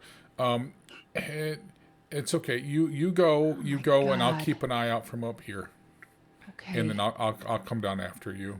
Jesus, fucking anxiety case. And I look at Killian and I'm like, all right, wait for the others. Okay, I'll go down first. Wait for the others. And then when they get here, I messaged everybody. When they get here, come down after me, okay? Okay. Okay. And I kind of like turn and I start going towards the hole. And before I zip down it like a freaking fun slide at a playground, I turn over my shoulder at Killian. I'm like, I'm not mad at you. And then I zip down the hole. Well, okay. The others it doesn't take long, like a few minutes pass for you, Killian, and the others, you can hear them running up behind you. And the rest of you see Killian standing in the doorway. Damn it, Killian. Where the hell did you go? I think I would have moved like into the room, kind of like peered down into the hole after Allie. And as they run in, I just kind of look up, kind of like sheepishly, like, "Oh, hey," and then I will just point down, and Allie went in after them. Okay. Well, what are you doing here? Yeah, we were worried about you. We were looking everywhere for you. Well, and to be perfectly honest, I'm a little annoyed. Dr. Fitzgerald here was in trouble, and you just left him. We needed your help, and then that bug thing attacked, and Dax, had to hold it off for us. I mean, we got to count on each other, Killian. We can't. I understand things are freaky right now, but we got to stick together if we're gonna get through this. You're right. I'm sorry. I'm just scared. About every 30 seconds, I feel like running away myself. Believe me, I get it.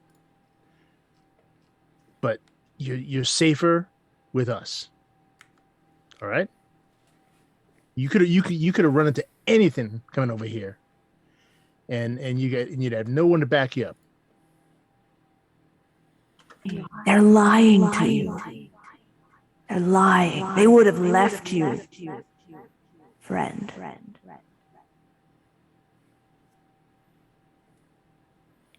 Why don't you talk to the doc, and I'll go over to the hole and hey, Allie, yell down. Can I hear him? Yeah, the drop actually wasn't that long of a drop. Oh, cool. Yeah, only about 10 feet. So I assume you like kind of hang off the edge and then drop. So it's only about like 5 feet down. Yeah. You don't see anything. It's completely pitch dark. You do, however, see like the top, the hole, and you see like the light. And I would think if Clive's like looking over, you would see his silhouette. Mm-hmm. Yeah. I mean, I'll shine the light around down there too. Can I see anything? I mean, what is the room? What does it look like? It looks like you're in a storage room. It looks like there's an alley. You see that you kind of dropped down onto a lift. More than like an elevator, like a small lift that would raise and lower. And as you look around, you see storage boxes, shelves. And no people? The light doesn't really go in all the way into the room, so you can't see the entirety of the room. So you're not sure. Like, yeah, Clive. Yeah, I'm here. All right. I well, the Doc and Dax are up here with me. Okay. Hold, don't go too far. We let's stick together. The weird shit just keeps piling up. Okay. And I kind of noticed like a little like Clive is normally like cool as a cucumber. He seems a little shaken. I'm like, is everything okay? Yeah. I mean, just we topped out at about an 8 on the weird shitometer, and Yeah, no. yeah. Well, I mean, sorry I ran off. I thought damnedest thing. I thought I heard screaming. I was wrong. well, all right. Well, wait. You say did you said you heard those folks we're looking for? Yeah, I did. I heard him down here, and I've been trying to feel my way around this room, but it's too dark. Do you guys have a flashlight or something? There's no light on this old helmet. Yeah. Hang on, and I'll I'll just toss her down my helmet. It won't fit on yours, but you can still hold it to Yep. shine it around. But I'll yell out. It's like, hey, what were the names again? There was Scott and Scott and Dr. Tara. Tara or Commander Tara. Mm-hmm. Commander Tara. Commander Scott, call out. I'm here. You Where's here? hear Tara. Allie, you hear it much better now. It's coming from one of the kind of the darker corners of this room. Okay. Oh shit. Oh thank What, God. now what? Come towards the sound of our voice. I shine the light over there and I start to kind of at the same time make my way to that corner of the room. As you kind of turn the light over, we're going to switch quickly to Killian. And do you walk towards Dr. Fitz? Yeah. I'm kind of just sheepishly like kind of looking at him, like trying to apologize without saying anything.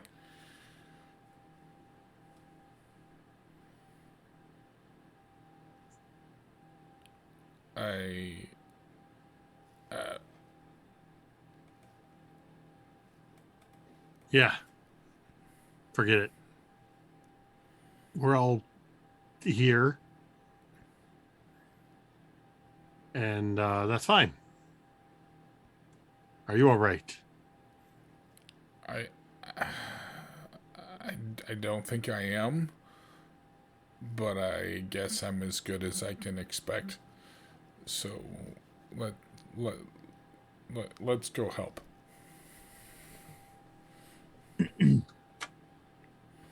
Yeah.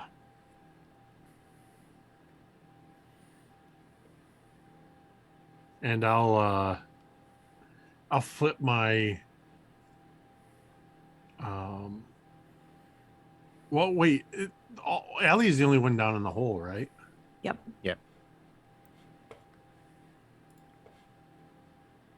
I'll just flip my light on my helmet and kind of help to shine it down into the space behind Allie.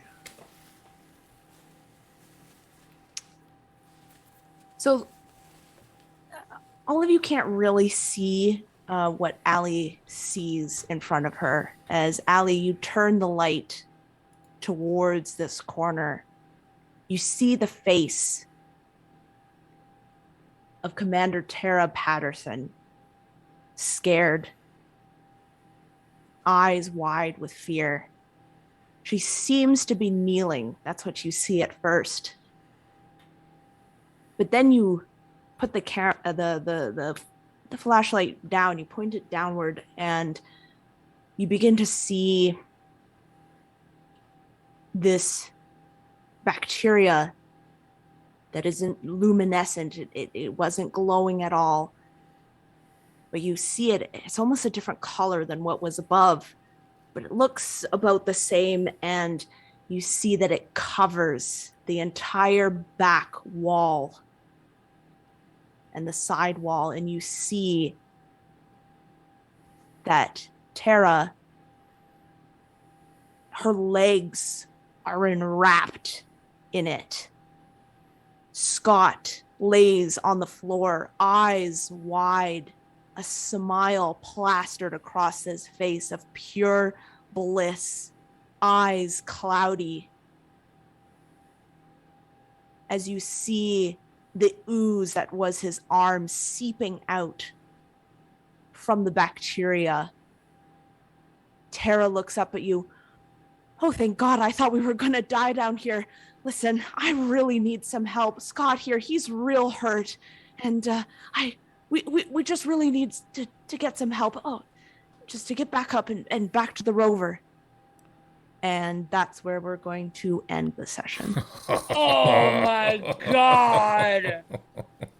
Hey, Dwight, you remember that time you had to kill somebody for mercy? Yeah. I will never forget that. So, Well, yeah. I will never forget that in advance. Son of a bitch. Oh no. Oh my God. Wow, dude. I'm just, as soon as you're like, and you swing the light into the corner, I'm like, oh, this is gonna suck. This. I was expecting like to see some like Japanese horror like person like or some crazy shit. No, thank you. No, thank you. Okay. Well done. Yeah. This is, you wrote this, right, Em? This is like something you've put together.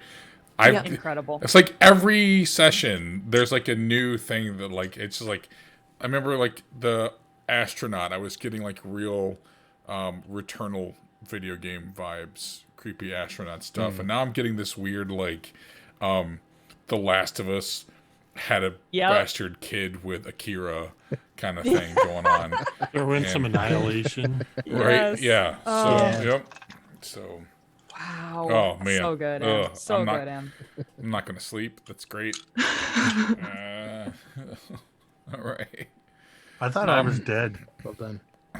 I thought I was dead when my leg was stuck. Oh yeah. Oh, 100%. That thing was gonna kill you. Well, Dwight, this is your channel. Right. So, yeah. Anybody got anything that they want to announce? Anything coming up that they want to mention? So, Tomorrow night, Dawnbringers returns. Season 6. The Wild Beyond the Witchlight. Em will be there. Mm-hmm.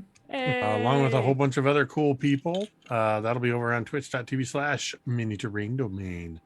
And I'll be over on Nerdarchy on Friday night for untraditionally arcane.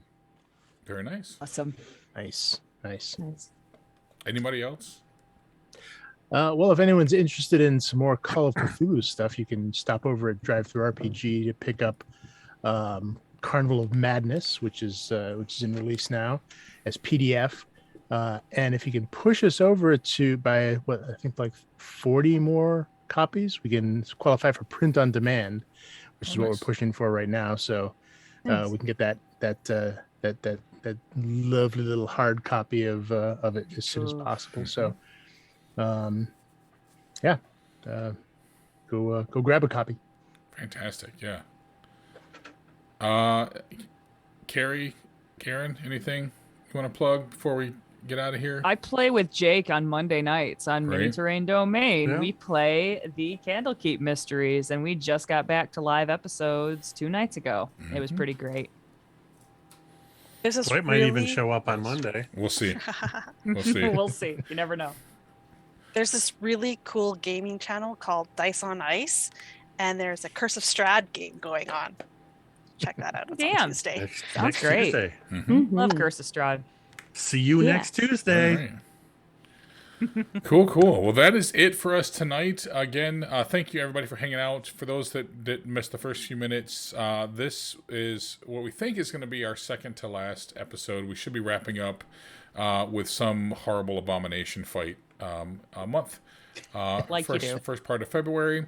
It'll actually be the last fight. The last game on Big Bearded Nerd. So we're going to be moving this show back over to Mini Train Domain whenever we kick back off our next season. So thank you, everybody, for hanging out tonight. We are going to get out of here. make sure you go check out Alex's Drive-Thru RPG. If you want to keep an eye on my Twitter account, I'll get that link from him and I will drop it. Because we want to get them over get on the print demand, because that would be awesome. So thank you all so much for hanging out with us. Happy nightmares. We'll see you all next month. Bye.